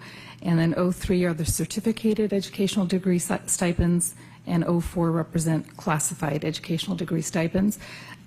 Linked into the Q&A document is the list of I believe it's text in that document, are the positions that require advanced degrees or degrees as a base requirement for their position, and there's quite a few positions in all units, classified, certificated, and management, that require basic degrees. So that's listed for your information. Oh, sorry, the classified and certificated would be negotiable in this category. Great, thank you, Namarta. And the last one that we added here is that the district has one more payment to make on its early retirement incentive that it offered about 4 years ago, and that last payment is built into the budget. So with the state allocation board approving the district's one-time expenditure to pay the early retirement incentive for 26-27, that would relieve the general fund of $882,000 in expenditures. It is one time because that was the last payment in our multi-year budget. We remove it in the out years, but it does provide some relief next year with that kind of maneuver that we were able to do. Okay, so that concludes us covering it. I'm going to go back to the presentation. I think we're very close to the next agenda items. So I believe at this point, I'm going to turn it over to you, President Brown, for the process. First of all, if you do want to speak tonight, we have green cards at the front. You can hand them to Lenita. We normally do ask clarifying questions from the board. I am going to do that, but I am going to time box ourselves to wrap that up by 8 o'clock, so that we can be respectful to the 13 people who have already handed in cards. So if you could kind of pick, I don't want to say your top questions, but your most relevant questions, and we'll just go down the line, and then we'll go back up the line until we get to that 15-minute limit. So we'll start with our student trustee. Do you have any questions? No? Okay, Trustee Kirian? Yes, if you could go to the staffing, PUSD staffing, because I did a little bit of work on ChatGPT, and what I did is I put in the staffing of 2019 and then the current staffing, and I have that information that I will share with you.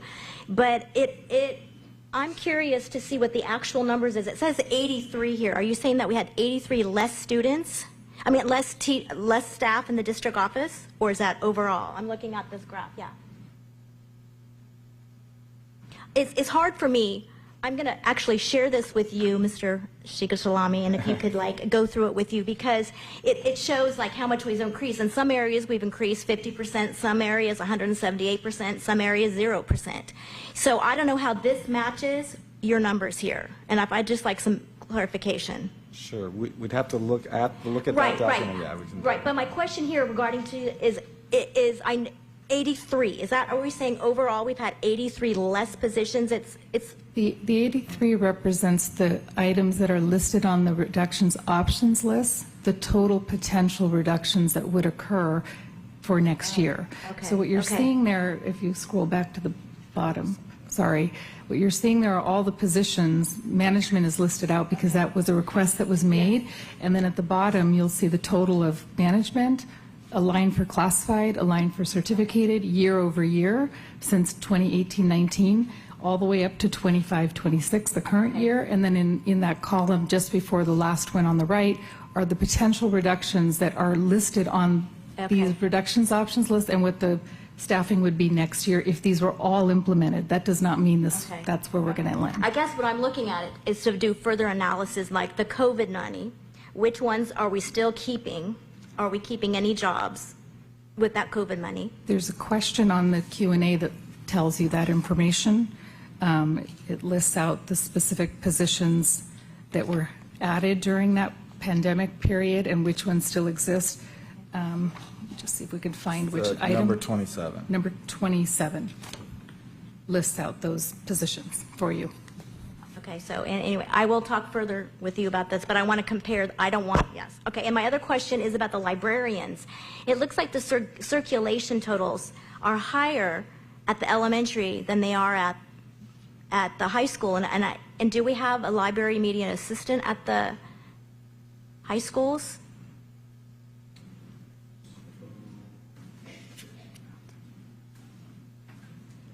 There is a media specialist part-time at Amador is what we have there. And your first question is correct. The circulation of books, books being checked out higher at elementary. Yeah. Then my other question is about graphics. Would it be more cost effective if we closed graphics and teachers made copies at their own sites?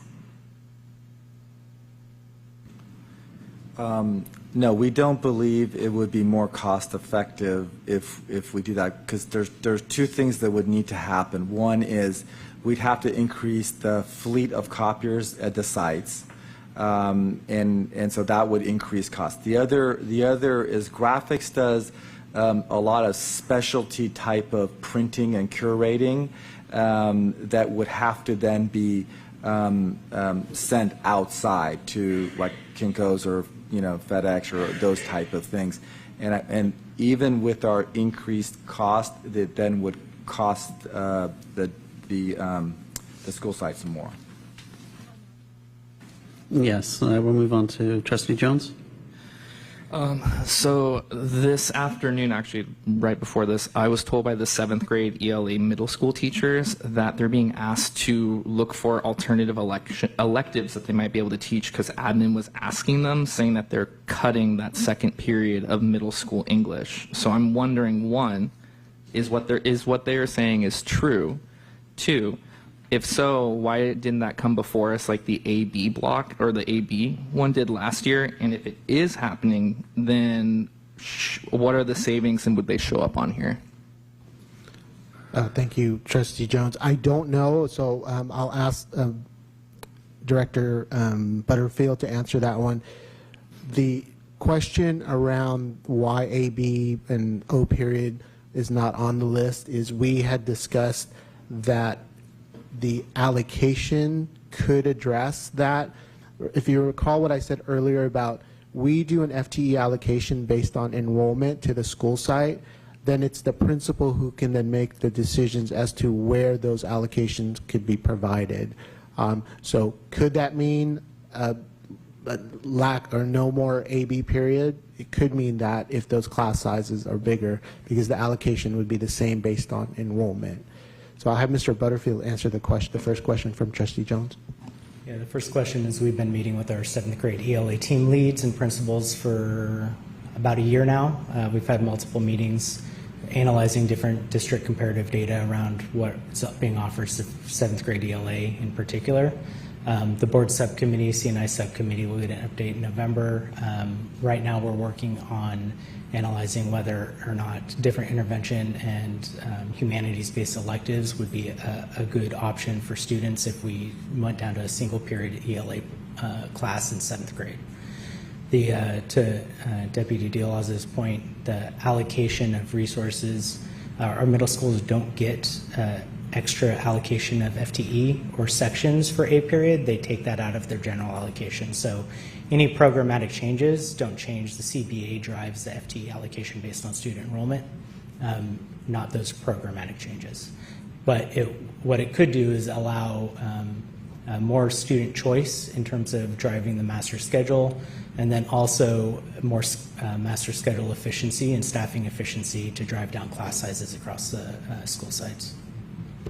All right, thank you. One of my other questions actually ties back to the family engagement specialist. We actually, both of us spoke with the African American Parent Advisory Committee, and I've also, and it's been brought up with some of our family engagement specialists that might be having their hours reduced. All of these groups told us they have no idea who the other parent liaisons are or who they're working with, what their jobs are, or the overlap. So I'm wondering, what is the disconnect here and what is going on? Because that's concerning if we're going to be reducing this, but they're saying they don't know these people.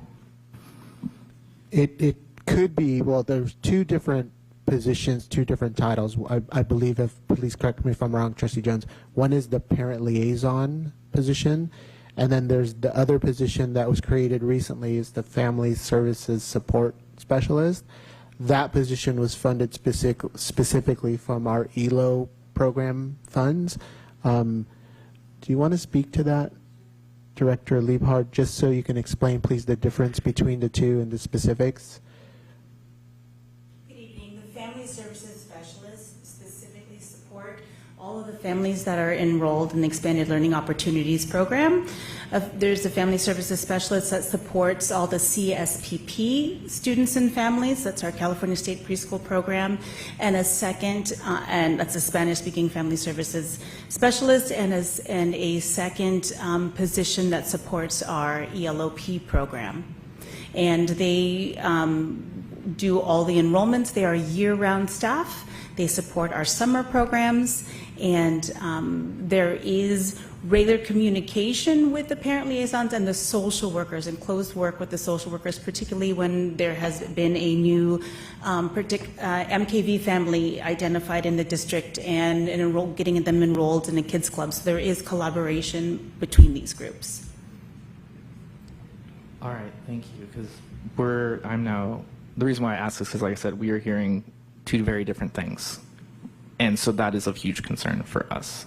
So Teams do attend meetings together, so I'm not sure what that is coming from.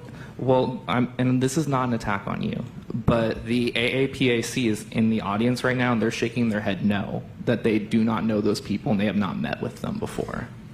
I'm speaking about the parent liaisons, the social workers, and family services specialists do have meetings that are together.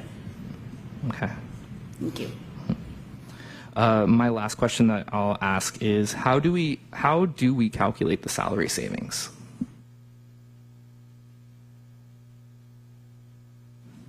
Can you expand on that question a little bit? I'm trying to understand. So just in general, when we were saying that, for example, that a position being cut is going to do that amount of money, is it just as the general salary itself? Are we basing it off of this person plus their stipends, or this position plus the pieces that go on top of it? How are we getting the number that we're using? So some of it, is specific. If we know it's a particular type of position, there's a few of them, so we actually know the cost. So it includes the salary, the benefits, and an average use of the medical. So it's a fully loaded cost savings. For the teachers, we just use an average because of the way basically how should I put it? When you make reductions, it's based on where you are in terms of the amount of time you spend in the district. So usually it's the lower tier or the earlier in the career that will get reduced. So we kind of use an average on that one. We don't use the higher tier cost for the teachers. All right, thank you. I can maybe ask my questions after. Yeah, we need to get to Trustee Walker and McCaughey. I'll just ask one question since we're low on time. So I just want to make sure that I understand. So both the middle school elective courses and the high school elective courses, the cost saving is zero, and that's because it relates back to, well, this for the high school elective courses, because then we can increase the staffing allocation. Is that correct? From 27 to 28, those go hand in hand, correct? That's correct. We're in both the high schools and middle schools, class sizes will not increase. What will change is the allocation of sections and FTE to a particular school. That will then drive the type of courses that are offered. Obviously, core courses are going to be the primary, English language, math, and then that will naturally result in fewer elective courses. Okay. And then I'll come back to you. That's fine. Trustee McCaughey. I'm just going to ask some factual clarifying questions. Under district and administrators for CO and C1, reduce superintendent work year by 4 days, and then the next one, reducing district management days by 3 days. Is that, I just want clarification, is that just for one time cut? So like, for example, the superintendent has a 2-year contract. So are we talking about both years? And then is it one time? Yes, those are ongoing reductions. They are not one time. Okay. Then on the same clarifying question, with D1 for site administrators, reduce site management work year by 3 days. Is that ongoing? Yes. Okay, I'll save other questions for later. Thank you. Okay. I'm going to ask a very simple question. The additional things that you looked at as part of row 26, answering the question besides AVID and outdoor ed, what other programs can be reduced? You mentioned DLI, 5th grade band and strings, and high school librarians. Are you looking for direction from the board as to whether we want to cost out any of those 3 options before you do the costing? Obviously, you had very little time between last week and this week to come up with that. So are you looking for direction from us? So we wanted to provide you with other programs that could be considered. Okay. Should you choose for us to pursue costing this out, we will do that. Okay. All right. Trustee Walker, did you have one other question? You're good? Otherwise, okay. It's 8 o'clock on the dot, so we will keep our commitment to the public here to begin public comment. So this is public comment on the budget item tonight. I know myself, I'm a parent, and we've got a lot of teachers that are also parents and parents in the audience. So if you have a child commitment or something and you need a different order, then maybe go see Lenita. Otherwise, I'll start in the order these were received. And so the first one was Monica, but that was around the achievement gap. So, okay, I'll come back to that in a second. So we have the parent liaison team.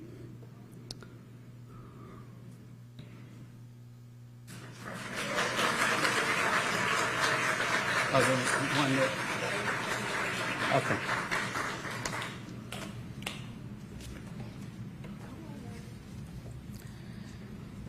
Good evening, esteemed members of the school board, superintendent, and members of the community. I stand. Sorry, one quick second. Monica, we'll have you go next. I apologize. I needed to clarify with staff. I wanted to make sure you weren't leaving. All right. Yeah, we'll reset the clock. We'll reset the clock. Okay. Apologies. I just didn't want to. Yeah, no, I apologize, and I appreciate the fact you're time conscious. I just also don't want to lose people that want to make public comment. So we'll restart your time. Okay. Go ahead. Good evening, esteemed members of the school board, superintendent, and members of the community. I stand before you tonight to address the proposed reduction in working hours of our parent liaison team. While we understand the immense pressure to manage our district's budget, I urge you to see the proposal not as a necessary saving, but as a critical blow to the very foundation of our educational system in Pleasanton. Who in this room works with all the families in the school district? I'm not talking about sending emails, but who is in direct contact with and serves our PUSD families and students? We do.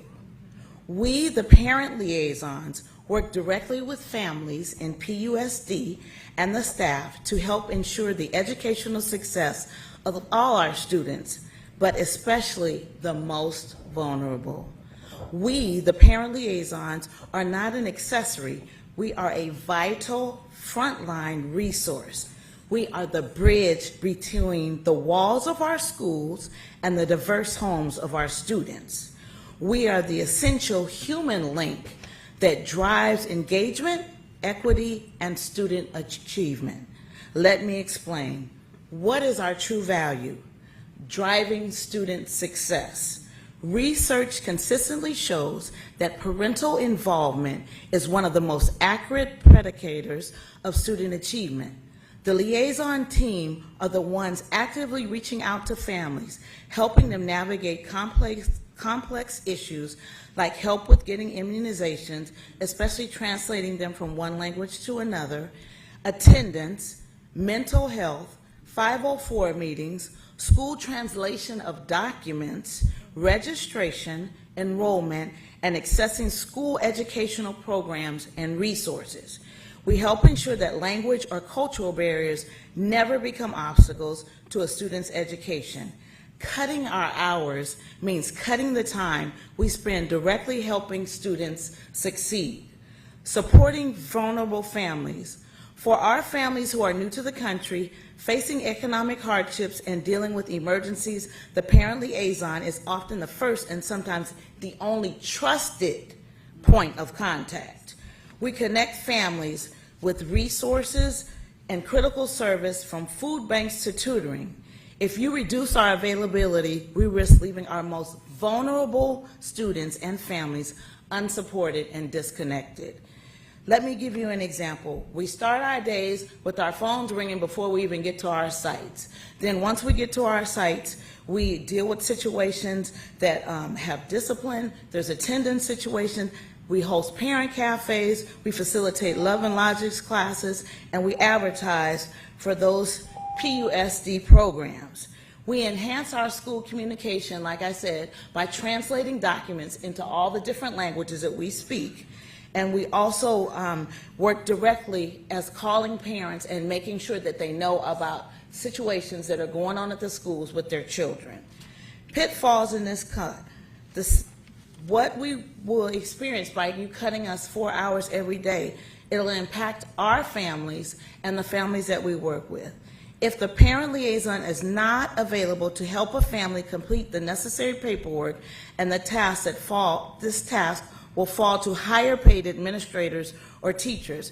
If they cannot quickly connect a struggling student or parent to an intervention program, that student's needs will increase, leading to higher costs, cut down of line and disciplinary issues, academic failure, and specialized support. We urge you to please reconsider not cutting our hours. We have immigration issues, people who trust us because they have a relationship with us, which has taken time. They come to us and they ask us, what should we do and how should they navigate the system? We're not paid by general funds, but by LCAP funds. So where is the money for the parent liaison supposed to go? Who's going to take the money that's been allocated for our most vulnerable students? Do they look like us, and are they going to reach out to as many of our vulnerable students that we represent, because we represent several different cultures? Are they going to help them?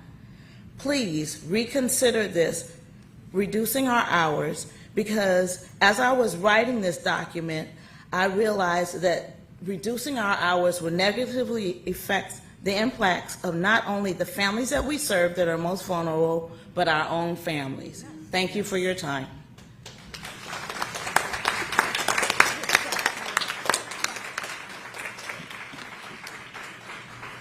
Thank you very much. I let that go a little bit beyond because I respect the fact you came up as a group. So thank you very much for being sensitive. Going back to Monica, who wanted to speak earlier about budget and its relation to the achievement gap. Thank you. Good evening. My name is Monica Sullivan. I'm a parent and member of the Executive Board of the African American Parent Advisory Committee, a parent-led organization that partners with the district to support the African American Family Network and to close the achievement gap for Black students. PUSD data shows Black students are 96 points below standard in math and 57 in English. Yet nearby districts like San Ramon and Palo Alto have shown that this gap can be narrowed. This tells us something important. The achievement gap is solvable, and the difference isn't the students, but how the district responds to their needs.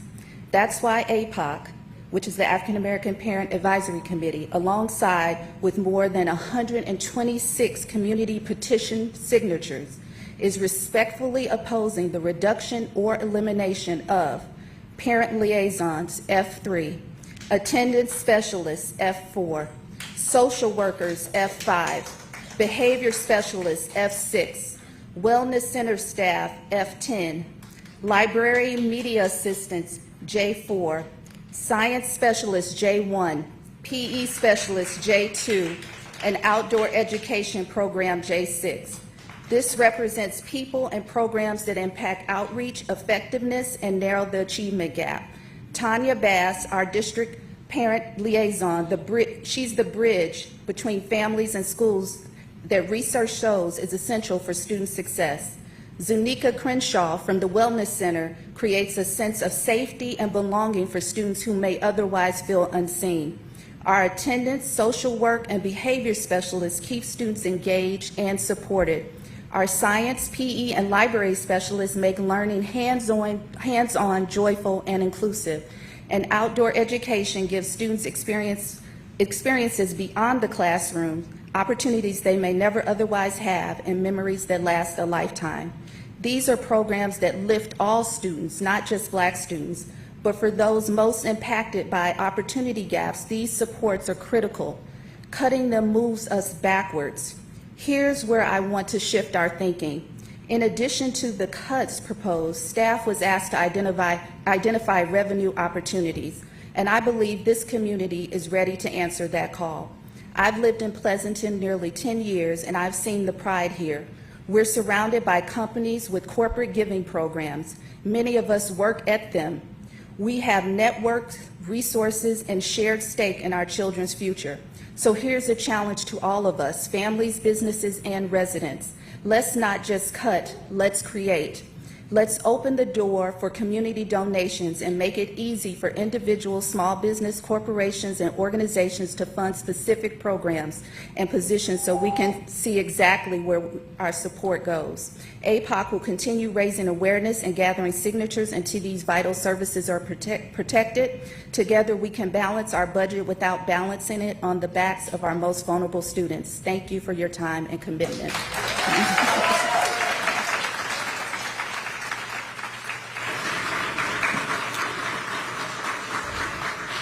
All right, thank you very much. Next we have Rupali Kapoor. And then after that, Janet Gates.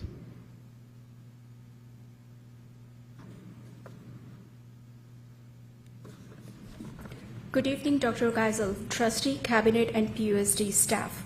My name is Rupali Kapoor, and I'm the Site Tech Specialist 1 at Harvest Park Middle School. I'm here tonight to request that you reconsider the proposal to reduce middle school's technology specialist hours. Over the past year, our tech team has been significantly reduced, so middle school techs like me now provide support across multiple campuses while managing own sites. For example, I'm responsible for Harvest Park Middle School and IPAL Preschool, two sites with unique needs and constant demands. The proposed cut would not only reduce our hours, but also the quality and efficiency of support for teachers, students, and families. Let me share a couple of quick examples. First, after-school support. Many teachers, parents, and students rely on help after school to troubleshoot issues. Some teachers don't have prep periods, so I support them after school. A shorter day limits the services. Second, district-wide coverage. When elementary site techs are on leave, middle school site techs are the ones who step in. Reduce our hours further stretches a person that manages thousands of Chromebooks, student devices, and daily staff needs. The financial saving from these reductions are minimal, but the cost is lost instructional time, reduced teacher support, and delayed student learning is significant. I ask your support in protecting our full 8-hour schedule. Technology specialists are the backbone of this district support system. Keeping our hours intact ensures we can continue to provide consistent, reliable, and timely service to every student, teacher, staff, and family we serve, because student in PUSD matters. Thank you for your time.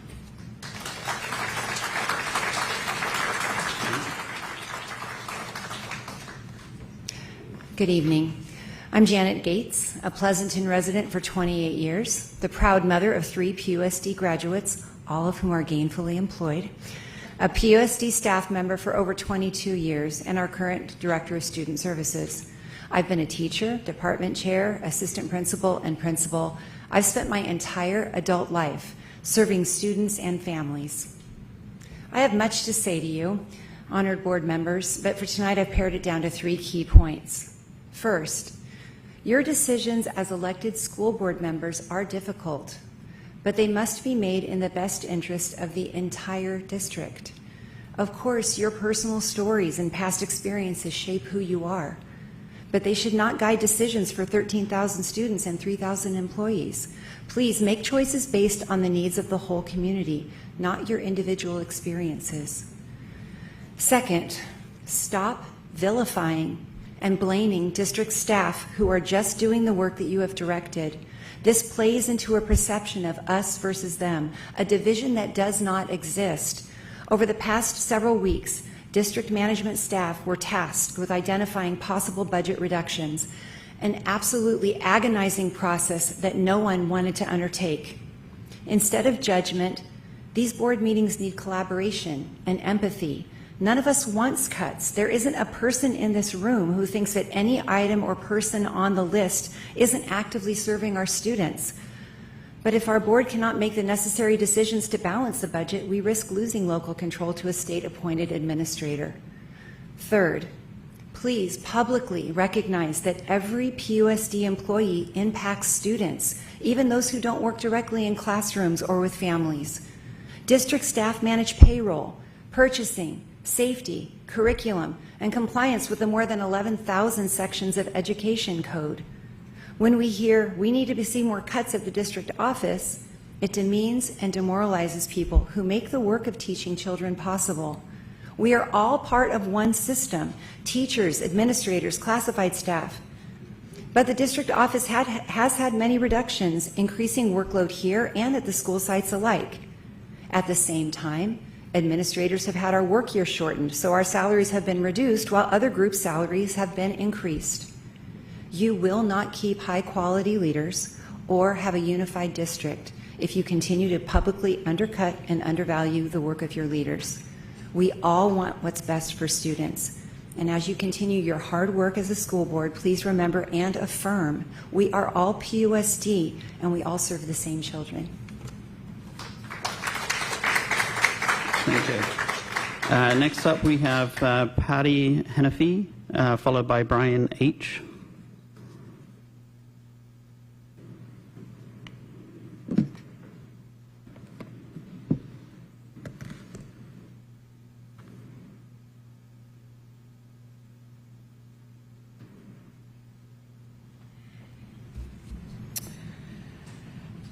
I noticed that management has continued to classify the loss of PE and science specialists as having no impact, or as of today, moderate impact on students. Last week, the community, my colleagues, and I spoke to the board about the lasting impact having specialists with content-specific knowledge has on our students every day. We see over 2,400 students in first through third grades every week. We do hands-on engaging lessons, build relationships, and offer support that kids remember for years. That is a significant impact. You are proposing to shorten a school day for that same number of kids. That is a significant impact. Parents are not going to want their students in a district with shortened school days and loss of programs when we are actively trying to increase our enrollment. That is a significant impact. Students with special needs push into our classes and work alongside our Gen Ed peers, fostering understanding, cooperation, and empathy. They would no longer have that opportunity. That is a significant impact. You are assuming that classroom teachers will have the time to set up and clean up experiments that allow students to learn through doing. They don't, and that would be a significant impact. Fifth grade students take the state science test. This test is based on all elementary curriculum, first through fifth grade. It assumes students are receiving a comprehensive and cohesive science education. It is an absolute certainty that scores will go down with the loss of 3 years of science education. That is a significant impact. You are expecting these same classroom teachers to cover mandated PE minutes again in a shortened day, which will cut into reading, language arts, and math instruction.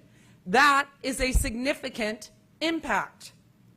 You say you will have enrichment classes after school, taught by whom? With what credentials? With what money? Will there be a spot for everybody? I highly doubt it. That is a significant impact. Let's be perfectly clear. You will be expecting classroom teachers to teach more in fewer minutes. You are expecting students to be supported with fewer adults. Students will be in school less. Opportunities for exploration will be less. Learning will be less. And students will fall through the cracks. That is absolutely a significant impact.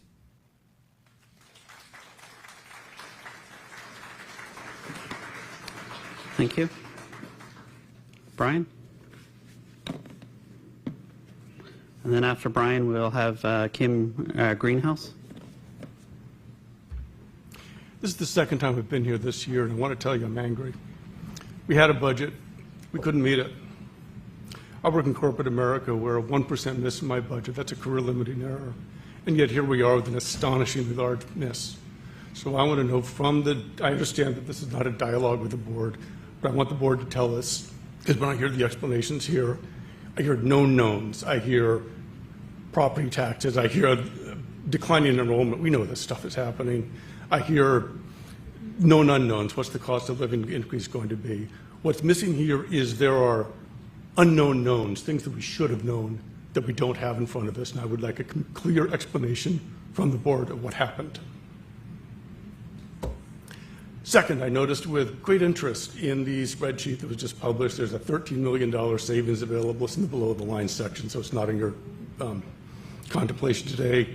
But it says that for $13 million, if you cut everybody's salary in the district by 8%, but there's a checkbox next to it that says, oh, but there's a CBA, collective bargaining. I understand that. But there are a number of roles in this district that are not covered by CBA.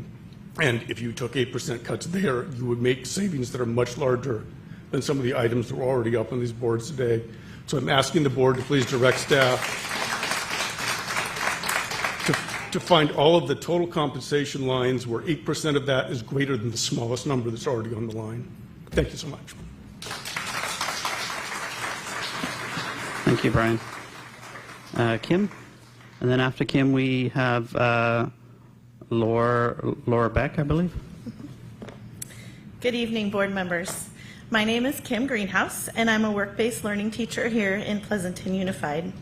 I'm here tonight to strongly oppose the proposed reclassification of the Career Pathways and Adult Learning Director to Assistant Director. This is only my second year in the district, and in that short time, I've seen what makes this program and this leadership exceptional. This proposal is based on the reasoning that other districts do it this way. But this program is not what other districts have. It's what other districts want. Our CTE and work-based learning programs are setting a new standard. If we restructure to match other districts, we don't keep our edge, we lose it. We go from exceptional to ordinary. We've become a district with vision, with momentum, and with real results.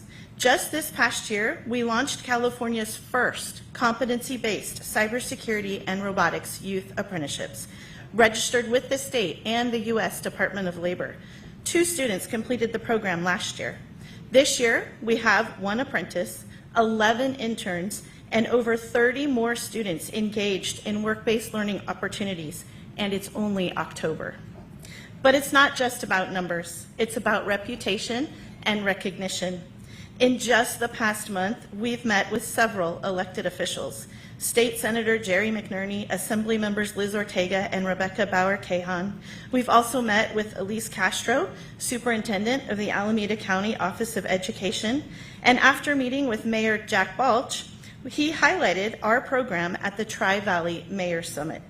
We've been featured in written articles such as Cal Matters, Hacienda Pulse, and the Pleasanton Weekly. Next month, we will be featured in the Association for Career Technical Education, ACTE, their newsletter, Techniques. And now, Congressman Eric Swalwell wants to visit our program and meet with us in Washington, D.C., because what we're building here has national relevance. Other districts are watching us. They are reaching out because they want to replicate what Pleasanton is doing. This didn't happen by accident. It happened because of bold, strategic, high-level leadership, the kind of leadership provided by Dr. Amos Nugent, the Director of Career Pathways and Adult Learning. This is not a role that can simply be reduced or reassigned without serious consequences. I know Dr. Nugent strives for excellence, and this program and his leadership are excellent. This is what will draw students to our district. If we weaken it now, we risk becoming just another district doing what everyone else is doing. We've become exceptional. Please don't make us ordinary. Pleasanton students deserve the best. Thank you. Thank you.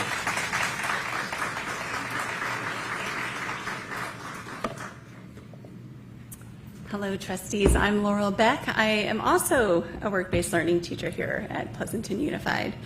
And I'm new, and I just wanted to say that I am here to express my deep concern regarding the recent reorganization proposal that would result in reassignment of the only African-American directors within the district office, the Director of Career Pathways and Adult Learning and the Director of Human Resources, reportedly under the justification of budget cuts. While fiscal responsibility is always an important consideration, The pattern and outcome of these decisions raise serious questions about equity, transparency, and the integrity of stated rationale. When a reorganization disproportionately impacts Black leadership, it sends a troubling message to both staff and students about who is valued and whose voices are silenced.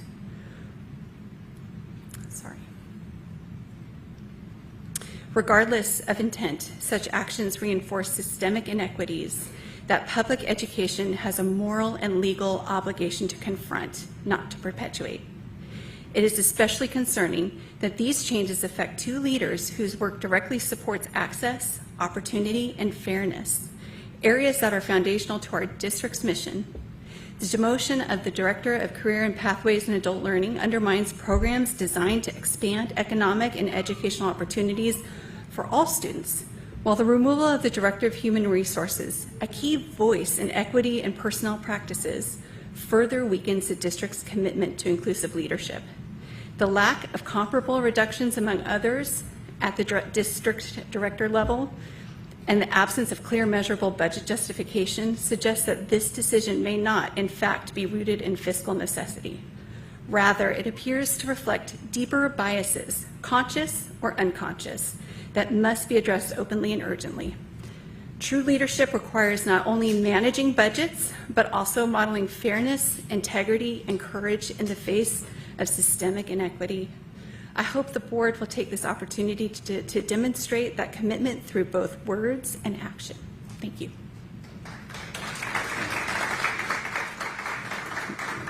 Thank you. Next we have our counselors, Cheryl Pacheco and Jennifer Yu.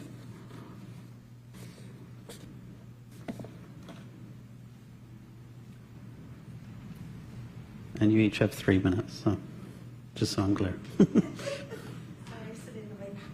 We haven't started. That's okay. Okay. Go ahead. Hi. Cheryl Pacheco, head counselor at Amador Valley High School. What do Alpha counselors do? Here's an acronym of counseling that shares some of the things that we do. C is for college applications. Counselors answer questions about how to fill out college applications, provide feedback on student essays, complete secondary reports with transcripts, complete recommendation forms with letters of recommendation that we've written, and complete any early decision counselor contracts. O is for outside courses. We educate students and families about the outside course process. We have processed 290 requests to add outside courses for community college and private high school courses to the PUSD transcript so far this school year.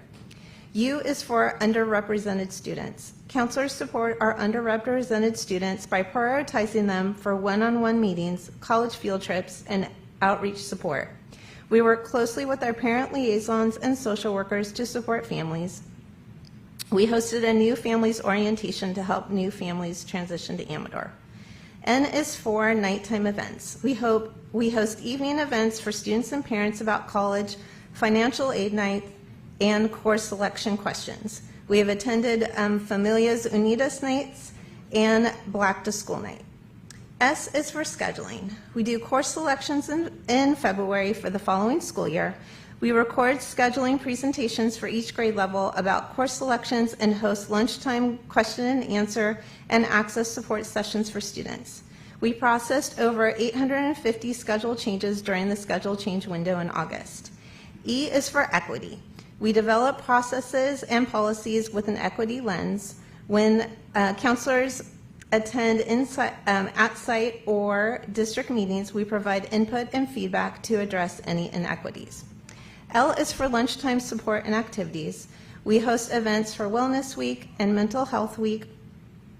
Counselors also table at lunch on the quad during scheduling and course selections to answer student questions, and then students can drop by anytime during lunch to see their counselor. I is for intervention. We do individual counseling, referrals to 504 and costs. We run SST meetings. We participate in attendance meetings with our CSW. We do at-risk assessments, credit recovery referrals, and enrollment, and crisis counseling. N is for notification. We complete graduation and college eligibility status letters and informational letters via Parent Square. We have a monthly counseling newsletter, a counseling Instagram account, and our counseling website to help share helpful information.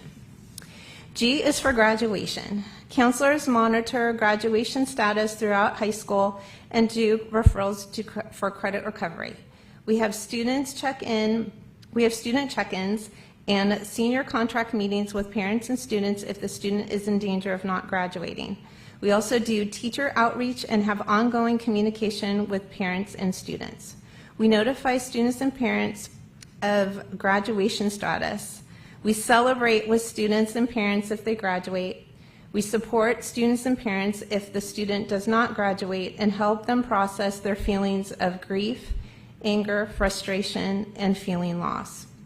We then send students up for summer school credit recovery or adult ed so that they have the opportunity to earn their diploma. Students in PUSD need their counselors because Pleasanton students deserve the best. Thank you. Thanks, Cheryl. Jennifer? Good evening. My name is Jennifer Yu, and it's my 9th year as a support counselor at Almonte Valley High School. I'm here to speak on behalf of our counselors. I understand difficult choices need to be made, but I urge you to reconsider cutting counseling positions. I'd like to walk you through a day in the life of a counselor. It's 8:30. Right as I get in the door, a teacher gives the counselor a call to inform them that they're looking at a student's work and found a concerning passage about the student's struggle with suicidal thoughts. The counselor clears their calendar for the morning and meets with the student immediately. They conduct a risk assessment, contact parents, and coordinate with mental health professionals to ensure the student's safety.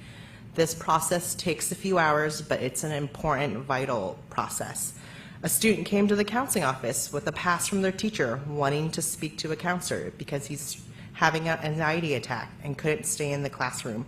The counselor spent that time helping the student to calm down, and the student was able to return to class knowing that they have the option to come back later if they still felt anxious. The counselor then has a meeting with the parent and their student to discuss the college application process. The counselor reviews the steps and answers any questions the parent or their student have. The counselor takes the opportunity to discuss the low grade in the student's English class, and they come up with a plan on how to address it. The counselor follows up with the English teacher and loops the teacher in. The counselor is then meeting with a student who made an appointment with them. The student shares that their dad recently lost his job and is feeling really overwhelmed and uncertain about his post-high school plans. Counselor sits with the student, gives him space to talk about his fears and his anxiety around this uncertainty. The counselor connects the family with the district social worker for additional support. Between student crises and appointments, the counselor is collaborating with the child welfare and attendance specialist and our district parent liaison to discuss how to help a student get to school. We connect with the student's mental health provider, we follow up with the family, and we seek out resources for the family. All this can happen before lunchtime, not to mention there's also the follow-up the counselor will do after clearing their schedule that morning when a crisis arises. Rescheduling appointments, making sure to check in with students that they didn't get to meet today, sending follow-up emails. Counselors are not extras in our schools. They are essential. They are crisis responders, advocates, and bridges between our families and the school.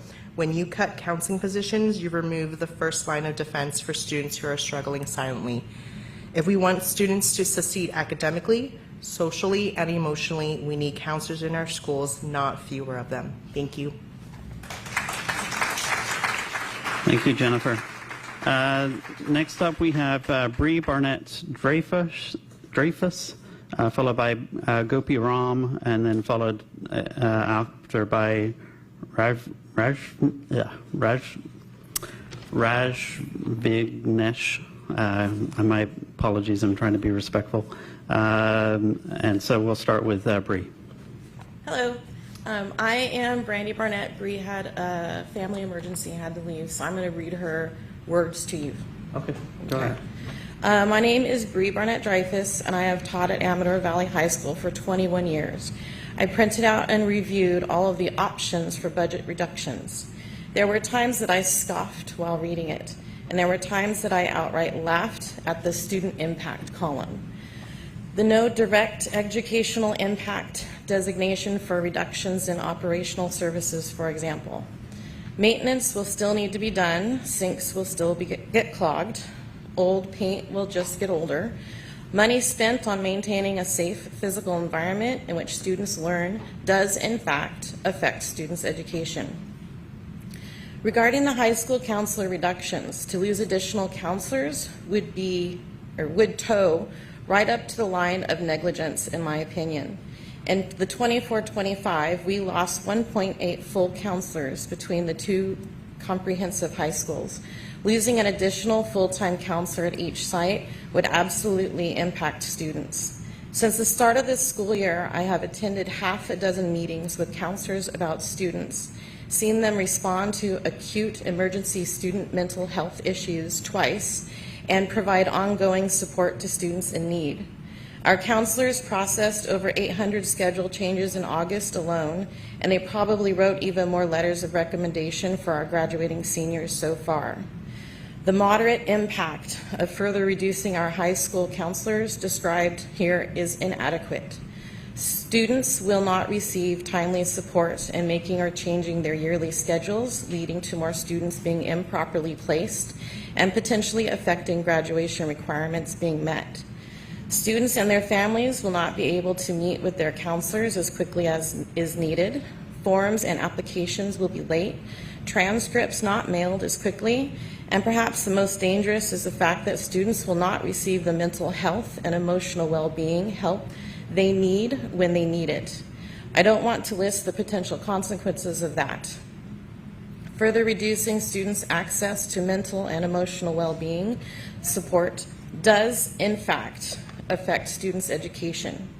While slightly increasing class sizes to 28 or 29 at the high school level seems like an easy budget reduction, actual implementation is a different story.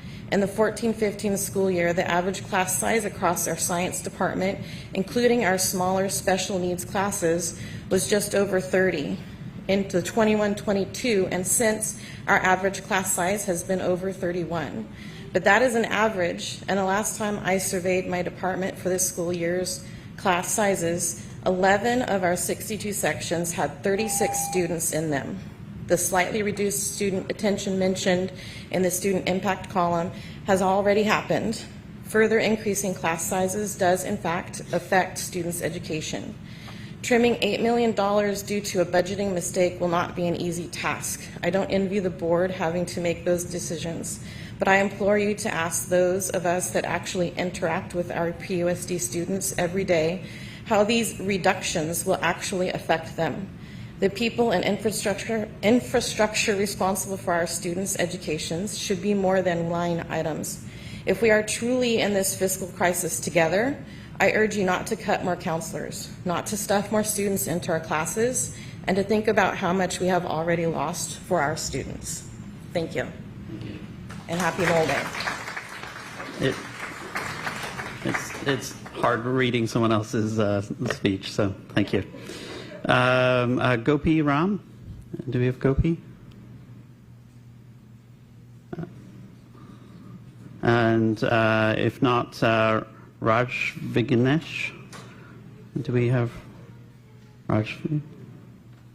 Okay, I saw a couple folks leave earlier, so I'm not sure. I'll go back to them. Shivanash Bansal?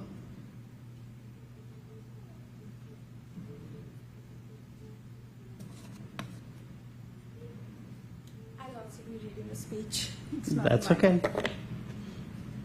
Esteemed members of the board, respected superintendent, and my members of my community. My name is Jaya Bansal. I'm the parent of a former Foothill student, Shivansh Bansal. He graduated last year and wanted to speak tonight, but he couldn't as he's away at college. Instead, he has prepared this for you. The new budget proposes cutting 13 millions now. Tonight, the business directors will say these cuts are efficient and carry no direct educational impact. That is not true. Look at the breakdown. Counselors are cut, then relabeled as alignment. Middle schools are pushed to a 475:1 caseload. High school to 450:1. Class sizes rise inch by inch. Middle school from 26 to 27 and then to 28. High school from 27 to 28, then to 29. PE specialists are cut in half. Science specialists are cut in half. Intervention specialists are reduced. Child welfare is phased out. Parent liaisons are cut to half-time. Wellness support is dismissed. They call it staffing ratios. What it really means, teachers will be asked to do more with less, and then less with less. I moved to this city for education. The houses here aren't cheap, but that won't last. As you cut wellness and students stop showing up, as you strain teachers and curriculum, as a district falls in the rankings, people will stop moving here. As school plummet, so do home values. However, Mr. Shiklos-Slami is right. We do have a budget deficit, so let's follow the money. 2 years ago, the 11 highest paid people in this district earned a combined $3,239,545. None of them are educators. None work in the school. All are district executives. Over $32 million is planned to go to this year to non-educator released salaries, and that's just the base salary without benefit. If there is fat to trim, it isn't in the libraries and assistance programs.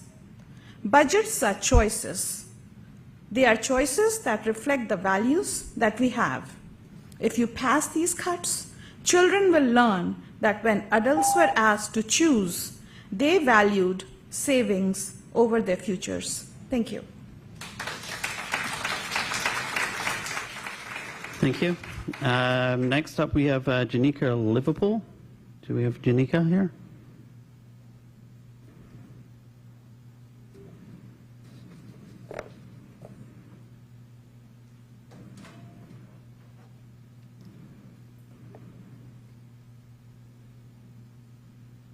And after Janika, I'm going to open it up to anyone else in the room that wants to speak that hasn't filled out a card yet.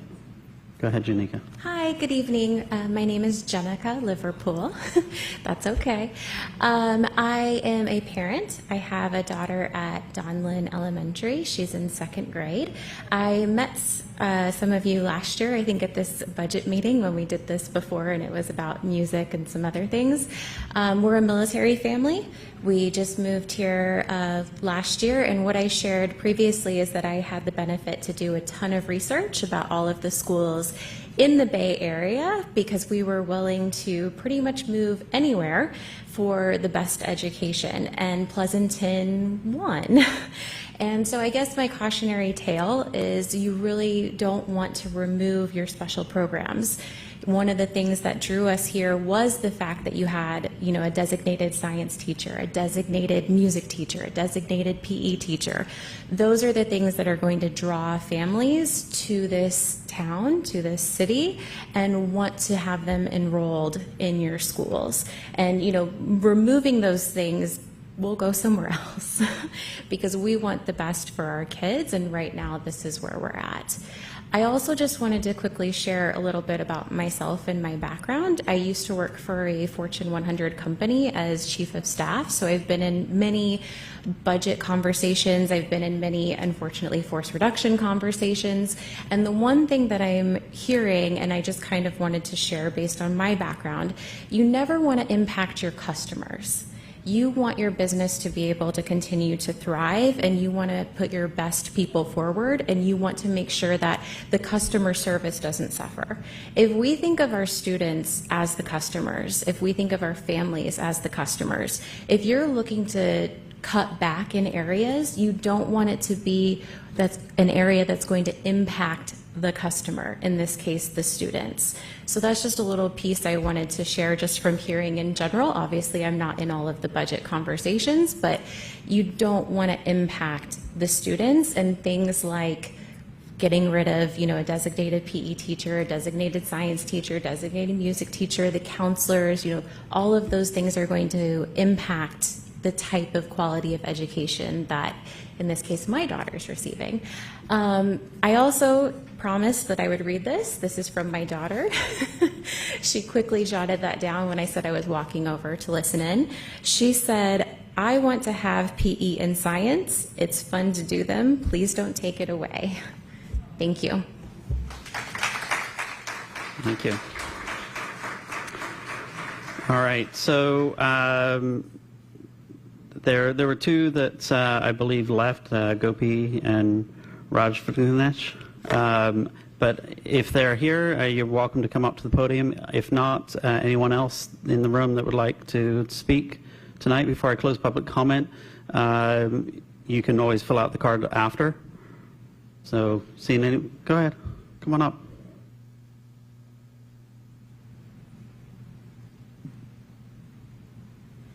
Thank you so much. I just read my son's speech, and because we were out of time, I didn't say what I wanted to say. What I do want to say is, like, ever since I learned, again, my son told me about it, I've been asking the community members and the people who live around our, like the sister cities and all. What I have learned is that, yes, we do have budget issues, but Pleasanton as a district has not been the best at fundraising. And a lot of my friends say that they are willing to donate. I have proposed the idea of people donating like $100 per month.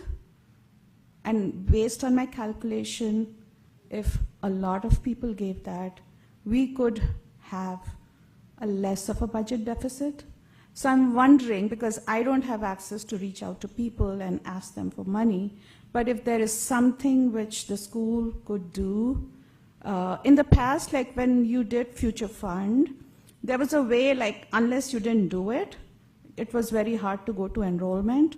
And when I did enrollment for my son in 12th grade, I literally could skip Future Fund. I didn't even see it.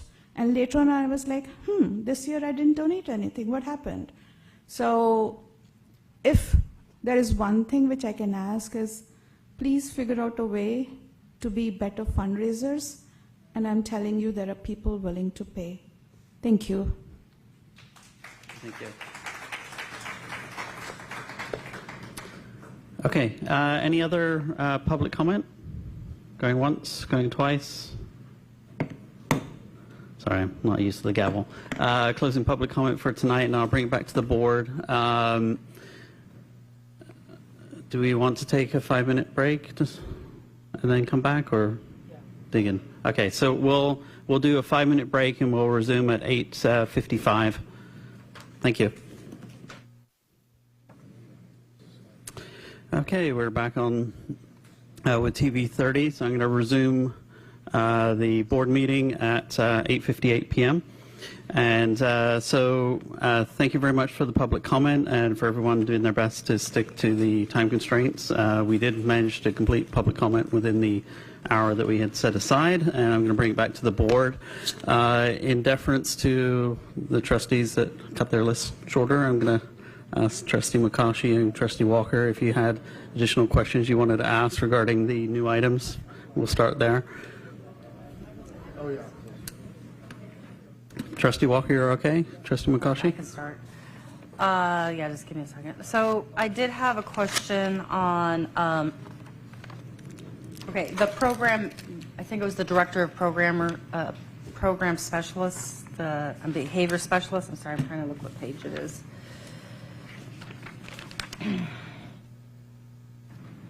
I apologize. It's C11, behavior program manager. So I recall that position being created a few years ago and the need for that. So I guess my question is big picture. Could that be a snapback position where kind of like we take that position off the table and revisit it in a few years? Because I know that director, well, that type of management position, we spent a lot of time having it brought to the board about actually putting that position in place. And it was like, if I recall right, it was one of those positions that best practices, we have that position in place. I remember taking a lot of time to take a look at the job description and having that put forth. Can you just recap on that? And would that be a position that if it was disbanded, that it could be brought back at a later time? I guess that's what my question is. So if we state status quo, it's good practice to have behavior program managers to provide the supervision for the registered behavior technicians. That was really the impetus for having this position, was to have somebody or a position to supervise that RBT. That was the new position at that time. My point earlier is that a behavior specialist can actually do that supervision as well, because they have the same certification of the board certified behavior analyst, BCBA. That's a certification.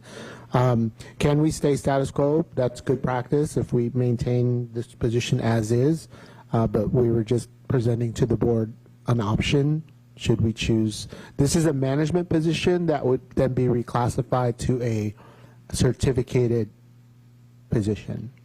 Yeah, I guess what I'm trying to ask is, I recall at the time there were some challenges based upon the fidelity of the work and the importance of putting in that type of manager to provide the appropriate supports, because it's a very demanding position, and then trying to do both was very difficult, because I believe that's what was done before in the past. I'm just trying to refresh the memory of why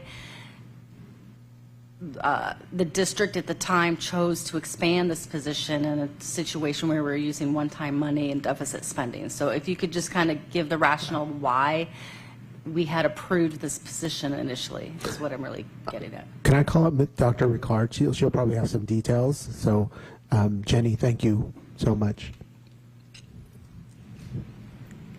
Is this on? Yes.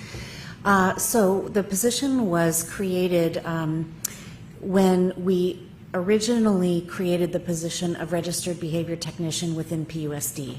Prior to 22-23, I believe it was, we did not hire internally any registered behavior technicians.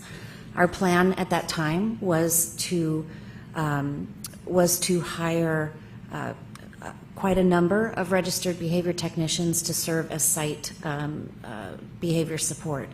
But the certification or the registration for those behavior techs does require, not within PUSD necessarily, but industry-wide, it requires 5% of their hours to be directly supervised by a board-certified behavior analyst.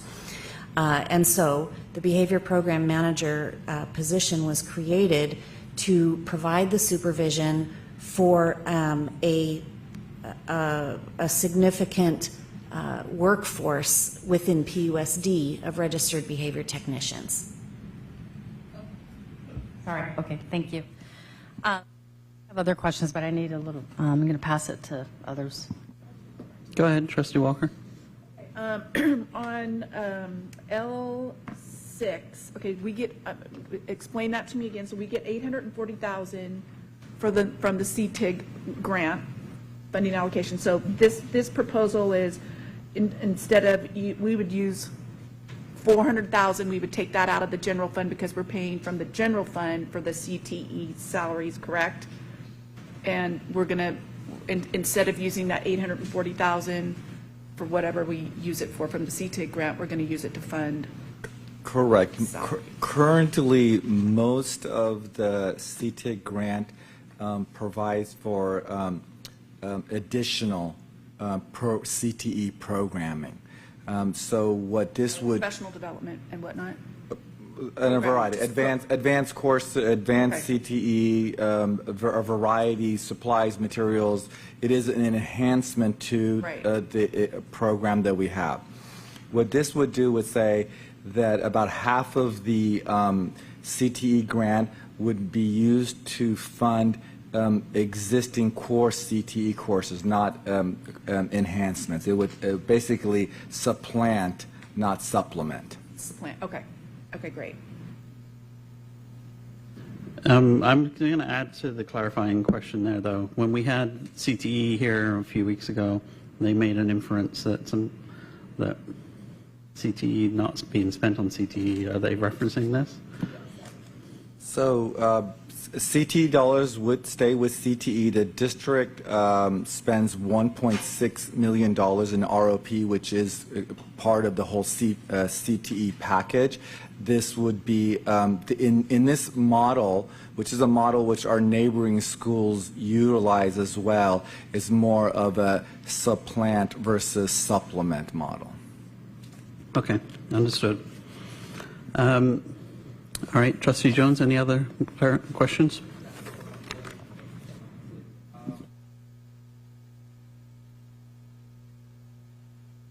Sorry, on C9, my question was, I see that the compliance is in red, and so if we move from a 3 down to a 2, because 4,400 seems like a really small amount of money. When it says that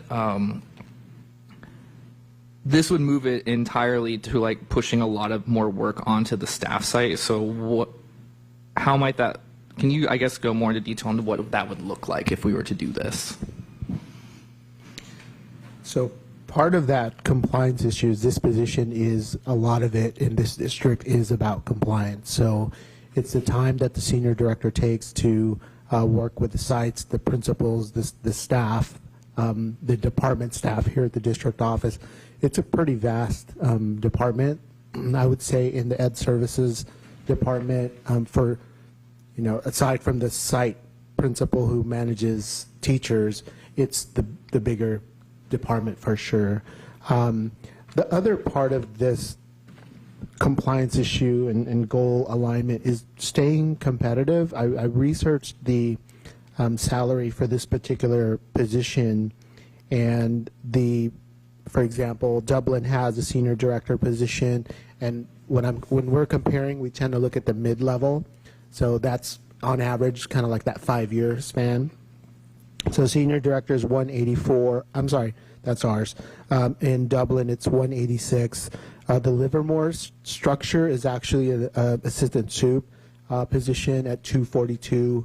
And then others, it's around a senior director position is around 210 salary. So part of the competitiveness for this particular position, we know this is a hard to fill administrative position. I've known that my entire career. I was the director of special ed or special services in previous life, and it's a difficult position to maintain.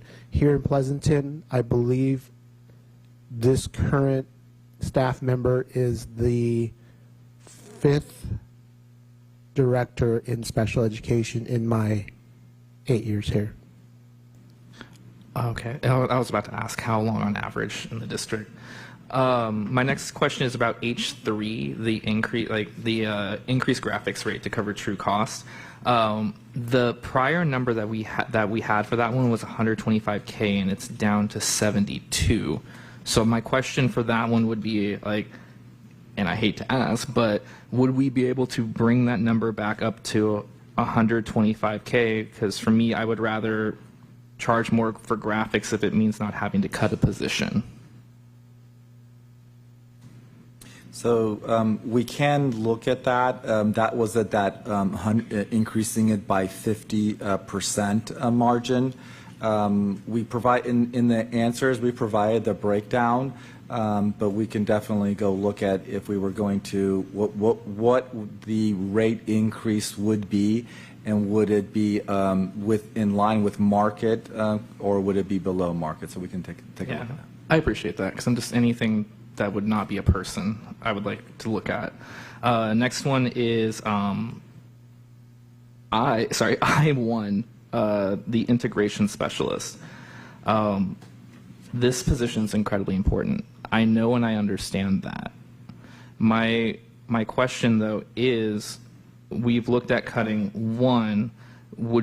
Should we consider also looking at potentially doing 2 or something else to make sure that, again, my major concerns right now is I'm looking at a lot of these positions, and this position does have value. I'm not arguing that. My concern though is, again, like looking at, these are teachers on special assignment, if the position is removed, they would go back into the classroom.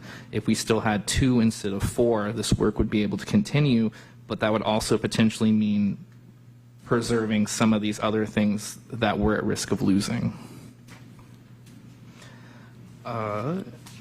My next question for you guys is for the audience, because it was brought up as a question, is there an easy place for people to just donate online to the district? Typically, the donations go through Future Fund, and each school has set that up for specifically to the school site or to the department or program. The other area where we encourage people to donate is through our education foundation. We don't have like donate here button on our website because that would kind of would be in conflict with free public education. But we can definitely work with our partners to work on that. Do we still have the Benevity accounts as well? The matching grants from the corporations? Yeah, we still have that. Yeah. All right, thank you. Those are the questions that I had. Okay, Trustee Carey? Yeah, so I'm still trying to wrap my head around the COVID money because I want to make sure that we're not spending money that we're for one-time funds. So can you, number one, direct me to where that is on this document? And is there a way to see if we're still funding any of these positions? Yes, just give me a second. So at the bottom of the questions, we added this questions. We had heard it from a variety of people who wanted to know that information. So specifically, if you go into the PUSD General Fund Staffing, the one that Mrs. Namarta put together, you will see the specifics of when positions were added and when they were phased out in management. Because in management, we are... Can you pull it up so I can see? Yes. I will do that. Okay, that's very confusing.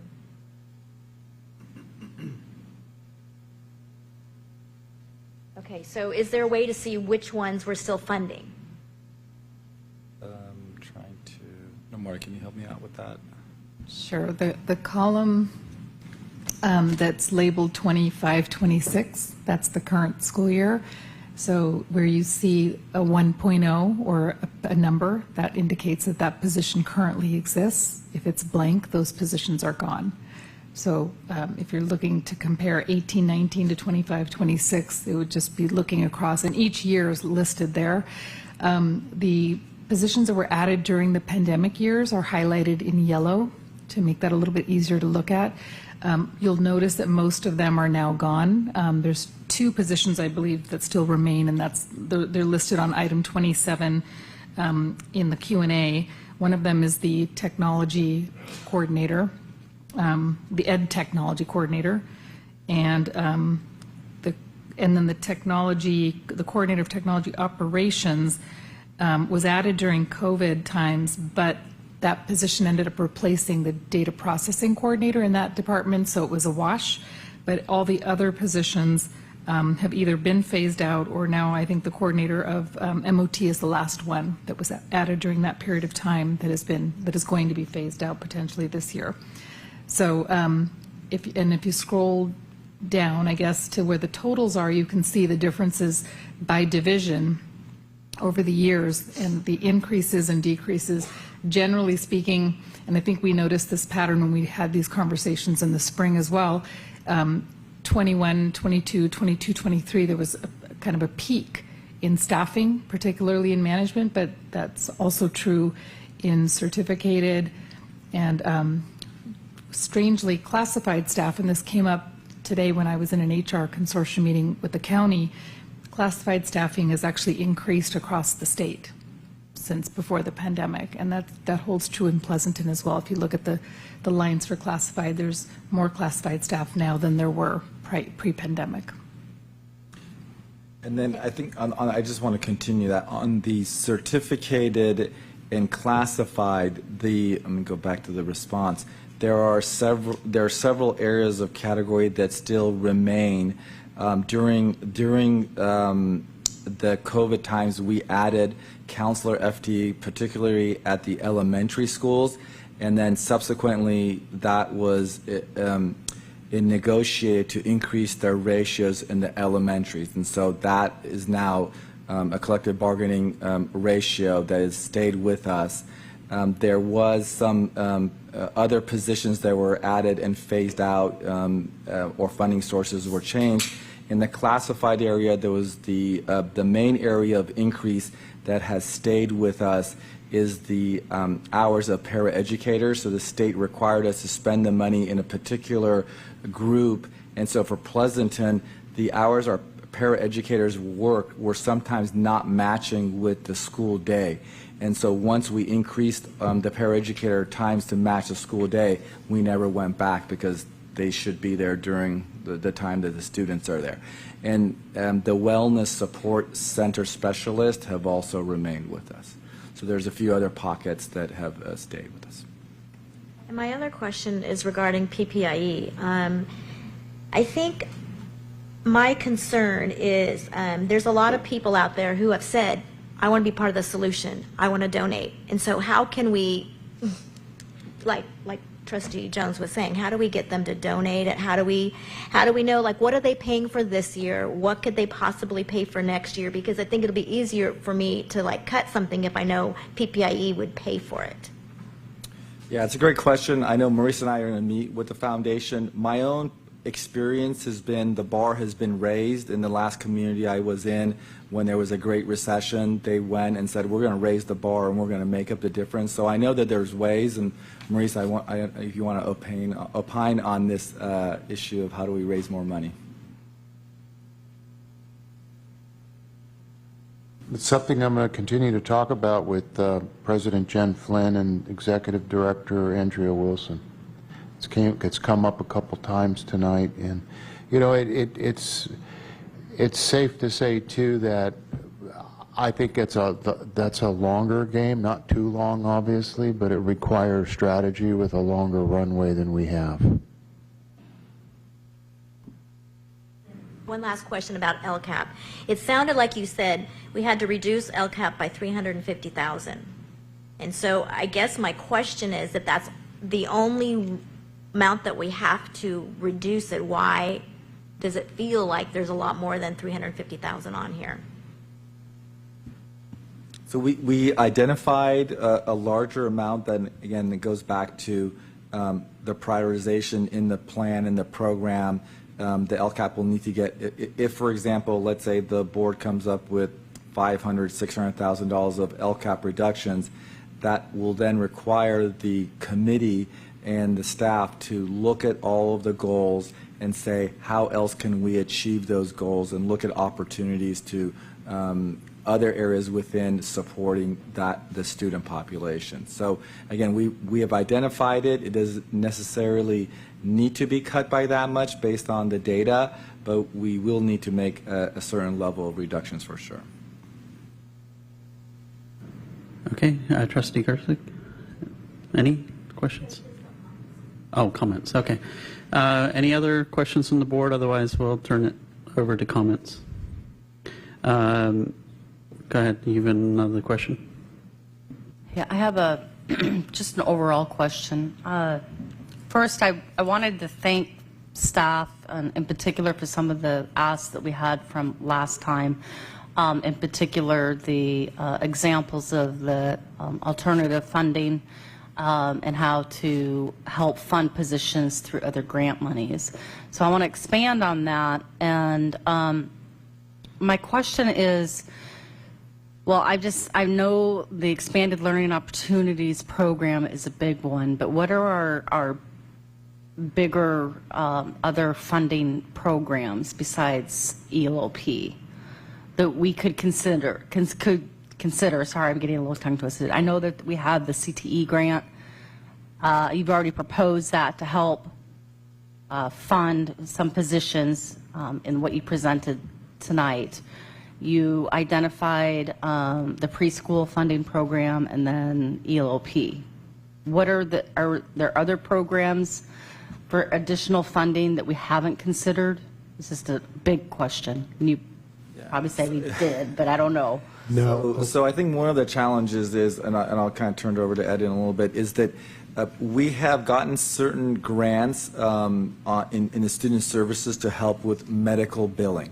Those grants are seed grants to help establish a program, and then the idea is once the medical recovery, those dollars that go with the mental health recovery dollars come in, that they could sustain and expand and help the district pay for the services that it's providing. So that we haven't yet accounted for because we can't count it until we establish it and have basically know what our annual potential revenues can be. But I think in the years to come, if that program continues and does what it's supposed to do, that seed money will, the staffing that's been hired for the seed money will continue, and some of the counselors and all of the mental health support that we give, it can recoup the cost and lower our cost for programs that we're already doing. So there's hope there. Ed, do you want to add to that? Not much more to add. It's a medical reimbursement program through the county or state? State. California Youth Behavioral Health Initiative. Ms. Gates, do you have the projected reimbursed? Did we get that from the county? No, we don't have that because we don't know how many things are going to be billed. Okay. We're working on the details Yeah. in our Thank you. So this is actually a good thing that Mr. Shiko Slami mentioned because it's work that we're already doing. It's just now a matter of billing medical-related activities, and so that we would get reimbursed for those activities. Okay, so I guess my question is, I'm not trying to give more work because you guys have been spent a lot of time of the evolution of information you've provided the board so we can make the most informed decision, but would there be a way to notate on which positions that the board might be considering to cut that could either come back at a later time through alternative funding, or another way to mark it also, if potentially if the position wouldn't necessarily be cut, it would just be paid through, instead of the general fund, could it be paid through, I know you mentioned in some of the columns could be potentially, but is there a way to verify or confirm for some of the cuts that the position could technically still not necessarily be cut, but it could be funded differently? I know you included that information, but a lot of it's may, could, maybe, potentially. But so if there's any other positions that could be secured through alternative funding, then it's we're doing budget cuts through the general fund, but we're still saving the position. That's my question. I mean, yes, definitely we'll look. I mean, we have and we will, and just you have to remember on restricted grants and programs and dollars, you can be federal or state.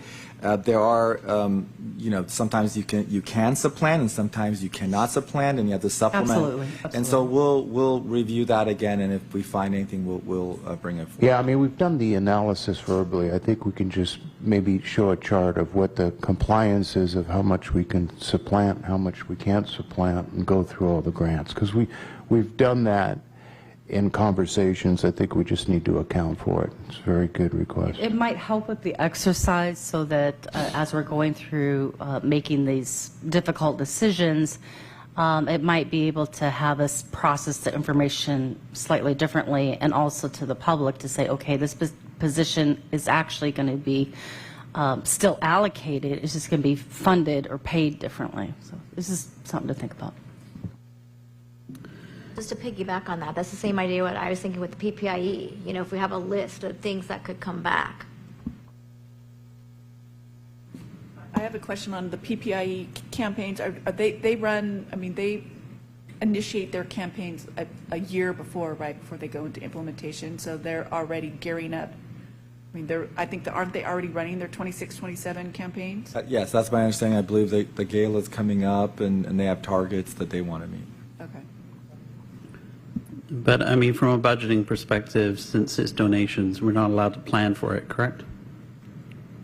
Yeah, I think that the challenge is, in this moment in time, that that the dollars are not here, and we don't have like several years of like, okay, we've been able to raise. We know that they can raise the 700 plus, right? But to raise 1.5 million or 2 million, we could not plan on that at this moment in time. Yeah, there's no basis for imparting a target on an outside entity that's independent, right? Correct. Okay. All right. So I know we've got to get through the homework assignment for the board, but what I'm going to suggest is that if it's okay with staff, we'll get commentary from the board members or any advice, not advice, any other asks.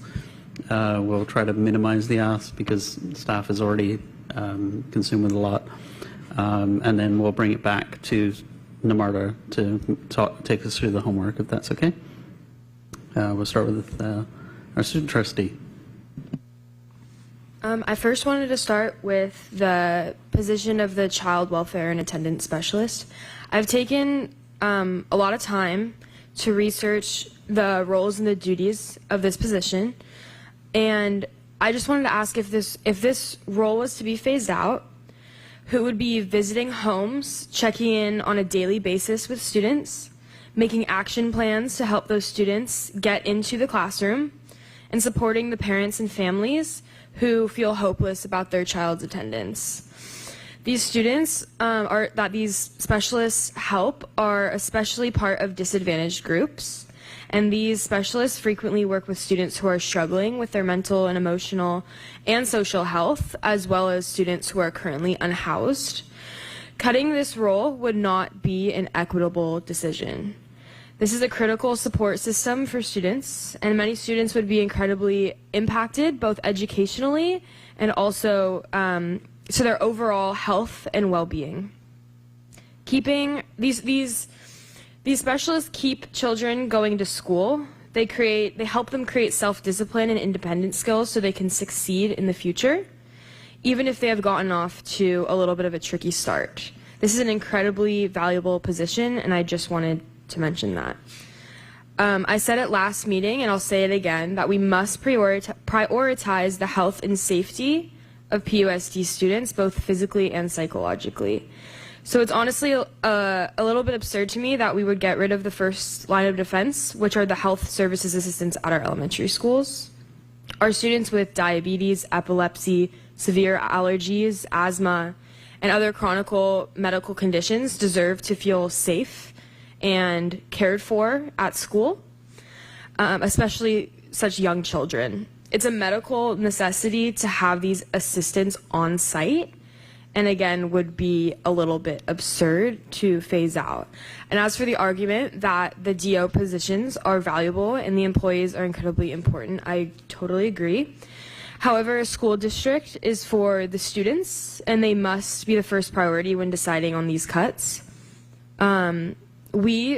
You all especially, were elected by Pleasanton families who trusted the board to make decisions to be in the best interest of their children.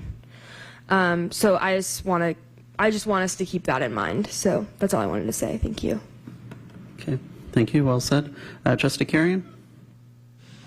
I just really appreciate all the comments from the speakers, and I agree with all of them. I mean, you guys had really great points. This is a terrible exercise that we have to do, and I hate it. But I do believe in our community. I know that our community can work together to solve this problem. And I agree with everything you said. We need to keep the health and safety of our students forefront, and we need to. Anyway, I just believe that we can work together on this. All right, Trustee Jones. So some of the things for me, for starters, for any of these cuts that we do decide to do, we need to make sure that conversations happen that if these cuts are considered for a group, that we ask that, for example, would you prefer RIFs or hours when it comes to those cuts, especially when it revolves around like CSEA and the impact of that? Do you prefer it to be hours or positions? I think these are important questions for those groups if we're going to go forward on this, for what would they prefer for that to be. Also, I know that we want to move quickly, but this is not officially needing to be done until February. So like if we want to move forward on the cuts that we believe are unanimous, we are unanimous on, I can understand that. But we can also slow down for the things that we are not unanimous on. We get an update in December. Right now it's saying that we might go from 13,000 to 2,600 or 12,600 when we normally only lose about 200 on average. So that number might be updated and changed. And it would be kind of rough if we have to do more or less based on what we have. So I think, yes, if we're unanimous, we can move forward on them. If we're not, it's okay to kind of slow down this process and have that conversation because of how important this is for people's jobs and also for our students. We are not going to have an easy time, you guys, on making these decisions. I fully respect that we're going to have disagreements, and we can be civil about that. We can argue about that. And it is okay for us not to be unanimous when we go forward on some of these cuts. Like, we aren't always going to agree. And I personally will not hold that against anybody. I understand that we have different ways of seeing this, but we also need to be okay with the fact that, like, as much as we may want to be unanimous on all of this, we may not be, and that's okay. It's okay to have disagreement. My last thing is for the middle school and high school cuts, middle school and high school electives. That one is a terrifying nightmare for me, just because, like, if you look through that list of cuts, unintentionally or not, it's almost entirely ELD and at-risk youth interventions of some sort for the classroom. That's an equity nightmare if we were to do something like that. Those classes are deliberately meant to be smaller and are better smaller because you better serve those students, and it would be harming the very students whose scores we are trying to improve on CASP and on the dashboard. I even saw AP and college prep African American lit on there because the students are at 23 right now. So we need to be careful. Seeing programs like strings and band, like that would heavily harm our middle school band and orchestras if we were to do something like that, especially after we just worked with PPIE to preserve our regular music classes. So I just want us to be very cognizant of, like, this is why we should have had that equity section, that equity bar, because this would have been a red flag on that one. So I think we can do this. I know we can work together on this, and it'll be difficult. We'll disagree, and it's okay. Trustee Walker? Okay, well, I agree with what everyone has said. I mean, I think everyone's goal here is to protect the students in our classrooms first, while we ensure that our central operations remain both efficient and right-sized. With that being said, I mean, I think the importance of pursuing revenue generation is key. Going out for the parcel tax so we can have long-term financial stability is important. I think we also need to come up with creative revenue generation ideas, whether it be community partnerships and facility leasing opportunities, philanthropic partnerships. It's key. It's critical. I mean, I think beyond cuts, revenue generation is what's going to help us out in this situation. I also want to say that I hope our board can communicate concrete ways that our parents can help us. I mean, we've gotten many emails where the parents want to help, they want to donate, and I think that's another important thing, that we rally together and get parents on board and let them know what do we actually need, because I think they're out there, they're willing to help, so we don't have to cut and reduce our very valued programs. Lastly, I wanted to, this is an idea that I had. I mean, I don't know, what would it look like if we closed or scaled back operations at the district office? I know during the Christmas break, I know private sectors closed down as a potential cost-saving measure, and it's just something that's run through my head. I don't know what the feasibility and the potential savings would be and what the implications that would be, because I know payroll processing has to happen during that time. And anyway, I just wanted to get that out. And I think we all, again, I just want to reiterate, we want to protect our students in classrooms first. Okay, thank you. Vice President McCaughey. Wow, well, I would like to thank my fellow trustees. A hard act to follow with a lot of the comments already made, but I would like to reiterate to everyone who came out tonight, it's important that we hear from people that are in the trenches and the hard work and who a lot of the staff who are facing the students day in and day out, and idiosyncrasies of what their job, what's impacted. It helps to give a broader perspective as we go through this process. I also wanted to once again thank staff in the district and Dr. Geisels and the board. Not happy that we're here again from last year, but I do feel that we have come a long way in terms of working together to brainstorm these ideas and solutions and the culture that we've been talking about, building trust. I do see a transformation. I remember last year adamantly asking for certain things to be added on the list that couldn't get budged. So I just really appreciate the collaboration and the input and us being able to talk. And I also appreciate your comment, Trustee Jones, about that we're not going to necessarily agree. We all have things that we're really, really passionate about, I'm passionate about art. Trustee Jones is passionate about, our English learners. And, Trustee Carry-On, you're very, very passionate about a lot of the things that from the teacher perspective and what students are doing, and that's what brought you back to subbing in Dublin. So, and Trustee Walker, you've got passionate things that you champion for. And of course, our student voice makes a big difference too. So that said, I do have a point to what I'm saying.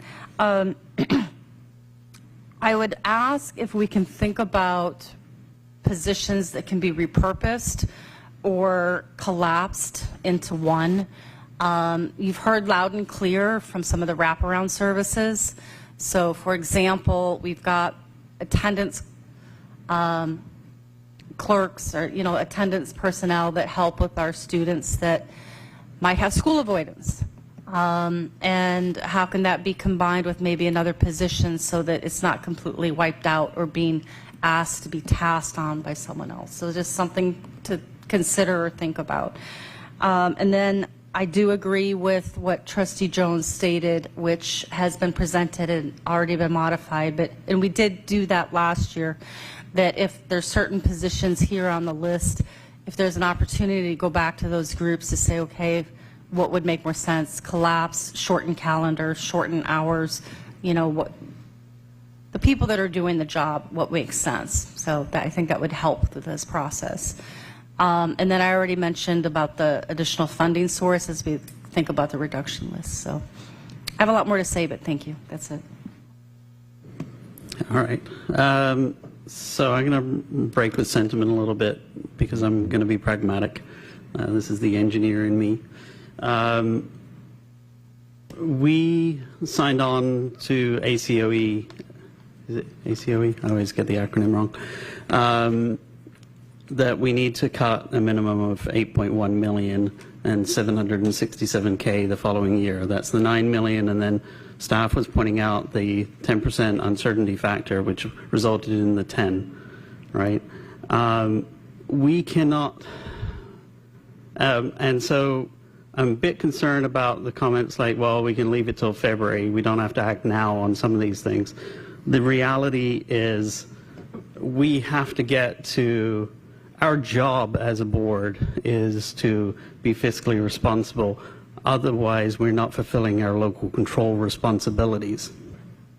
Local control funding formula means the state is supplementing our local property taxes and giving us authority to make decisions on behalf of the 13,000 students and the 3,000 staff that we have, and then all the parents and support and everything else that is attached to that. And so I want to be as optimistic as the rest of you guys are in terms of, well, our parents want to do more, our PPIE team maybe can do more. They are not going to solve our problem. It is our responsibility to balance the budget. And we have to balance the budget before February, and we need to make those decisions and recommendations to staff, because there are some things that they might have to go talk to our labor partners and negotiate on behalf of the board.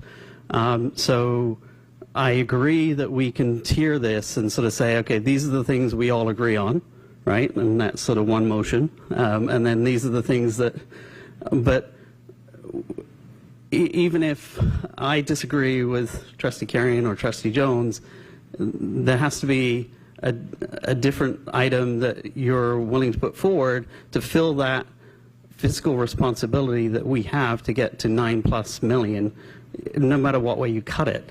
And so much as I've said, the parcel tax, the discussion on parcel tax isn't going to save us.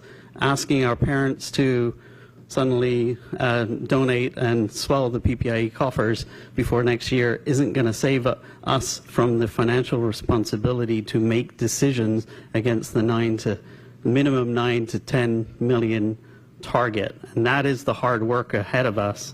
And so I want to be optimistic, and I want to be, but at the same time I'm being pragmatic and just reminding the board that we have that responsibility. So I'm not trying to be a downer, but I am trying to be realistic.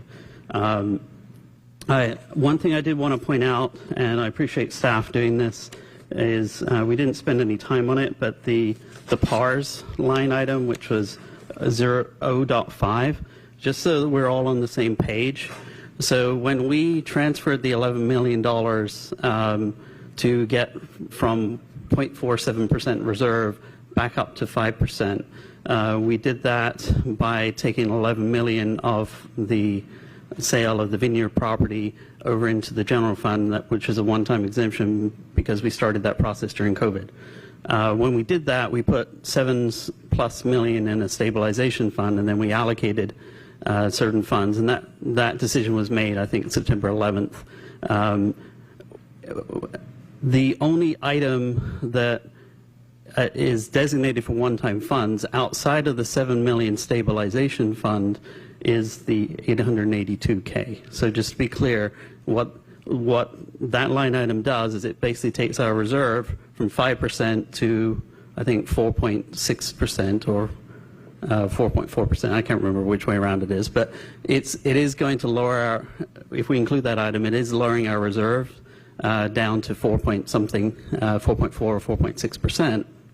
Which is fine. We can make that choice as a board because it's a very attractive choice because it's not impacting people's jobs. But I want to be very clear that the rest of the 4.4 or 4.6% is not items that we as a board can any longer affect because that is locked funds, right? So I just want to be very clear on that because I know there's been some confusion around, and I think there was a comment made by APT last time that we were at a 5.5% reserve, and that's a very healthy percentage. And I think staff, as they presented earlier, like some districts have a 20% reserve, and we're sitting at a 5% reserve. And I don't think 5% is a healthy number.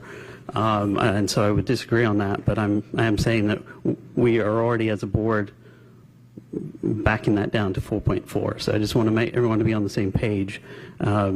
And that's 4.4 is no longer in cash. It's like taking your cash and putting it in a CD. You can no longer touch it easily. So anyway, all right.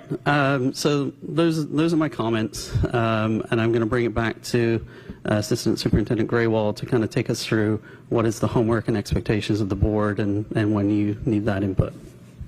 Thank you, President Brown. So if we're working with the list that we have tonight, we would create your individual weighting sheet similar to the process that you went through last year, where you have, you will be applying a value to each line item. So 1, meaning you feel it has limited impact. You may not feel that, but it's an item that you're comfortable with potentially reducing. 2 would be you have some reservations, and 3, of course, is it's not an item you're interested in pursuing. You would individually do that work, and then the data would be compiled like we did before, and we would just put A, B, C, D and not label, and then you would have an opportunity to see where you landed as a group so that you could use that data to move forward on decisions that are ahead of you. If we're moving forward with the list that we have today, then you would get your homework tomorrow later in the day to complete over the weekend. If this list is going to change, we may need more time than that. But the planning was that you would be able to complete it by next week so that we could compile it for you and have it ready on the 30th of October at our next special board meeting. Any comments from the board members on that? Now, did we have 3 last year, or did we have more? Sorry? Did we have 1, 2, or 3, or did we have 1 through 5? It was only 3 last year? It was 3, 1 through 3, because I remember filtering the list in real time for 20 hours of public meeting. Okay, so unless there's comments or concerns, everyone will proceed with the list as is. We'll ask that you distribute the homework, and we provide it back to yourself for consolidation. Okay. Okay. Any questions on the homework? Otherwise, I think Trustee Mukashi, you had another question? Yeah, so I just have a question on what President Brown was stating. I would like to get a recommendation, and I know the range has been presented to the board from 10 million to 15 million, and the numbers totaling on the document as up to 15 million. But my question is, and I said this in the last meeting, I don't want to be here next year. I was clear about that. So what is the number, and I appreciate Trustee Brown putting the perspective of the reserves, because I was looking at the one-time funding on the spreadsheet, and I was kind of frowning upon that because best practice as a board is not to rely on one-time funding, and we've been doing that for a long time. So my question is, what is the minimum number that the board should consider for cuts, regardless of, you know, what bucket where, so that we're not having to do a significant reduction again next year? That's my question. If you can't answer it right now, maybe get back to us in an email. Well, I think staff's already presented that, haven't they? No, they presented us the range from 10 million to 15 million, and obviously the higher we go to 15 million is going to, we've seen the pluses and minuses to it, but I don't want, considering maybe another potential variance or another, you know, just if you have any other information and a number so that we don't have to go significantly back and be in this position next year. So that's my ask. Okay.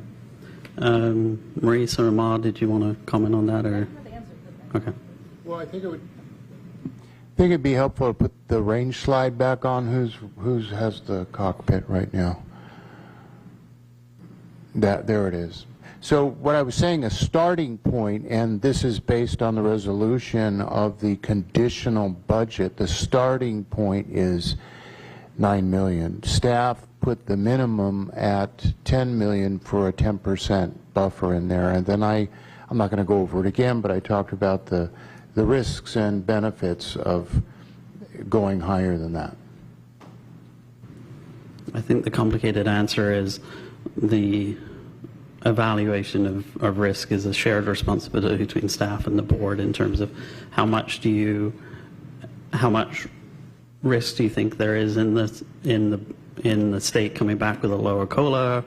How much risk do we think is for lower enrollment, et cetera? And so staff has tried to enumerate that for us, but as a board we need to. So I guess, let me rephrase it then. I'm not, so maybe I'll phrase it differently. Because last week it was presented if we could narrow down a number, and I was even saying, hey, let's wait, let's get more information. Do we as a board feel comfortable thinking about a potential number that we could be working towards, or would you prefer just to wait and we talk about it next week? You don't have to. Okay, all right, that clarifies. Okay, thank you. So with that, I'm going to close board discussion on this item, bring it back to the regular board meeting. So this is a regular board meeting, so therefore we do have board reports and requests. So does anyone have any board requests or reports for tonight? we can always elect to skip if you like. Go ahead, Trustee Carrion. So the highlight was I got to go to the ELA adoption, and it was amazing the amount of quality materials that are offered. And one of them, I mean, I would even go back to teaching because I loved it so much. It was amazing. So I'm just happy that our teachers are going to have some good quality things to choose from. I met with Leidickson, coffee with the principal and the parents, the board facility meeting, ribbon cutting at PMS was great, and the city liaison meeting. Tomorrow I'm going to a leadership brunch in Hayward, and then I'm looking forward to Saturday, the Foothill Band Review. All right, Trustee Jones. Honestly, I have no reports, so I'm just going to get us out on time today. Trustee Walker. I'd have no report. Trustee McCaughey. Okay, so just to tag on what Trustee Carrion stated, we did attend the Facilities Committee meeting yesterday. It was very insightful and enlightening in regards to a recap of just the funding with the bonds, and the cycle of going through that information was very, very helpful, and also a revisit on the Harvest Park Early Education Center and where we're at with that. So I'll be looking forward to updates on that. And that was pretty much it. So that's it. No requests. Thank you. Okay, ribbon cutting was awesome and well attended, and it's true credit to the community as to how that worked out. So compliments to staff for all the hard work there. And I guess my only other report is I did go to the PPIE meeting, just in general, because obviously numbers are confidential and so on. I mean, PPIE has increased over the years in terms of their donation to us. And I think the ask as part of Future Fund was higher than it was in prior years, and that did result in higher donations, but I think the percentage of families donating is down from where it was. So net is above. But in terms of any other items, my son's at outdoor ed, left on Tuesday.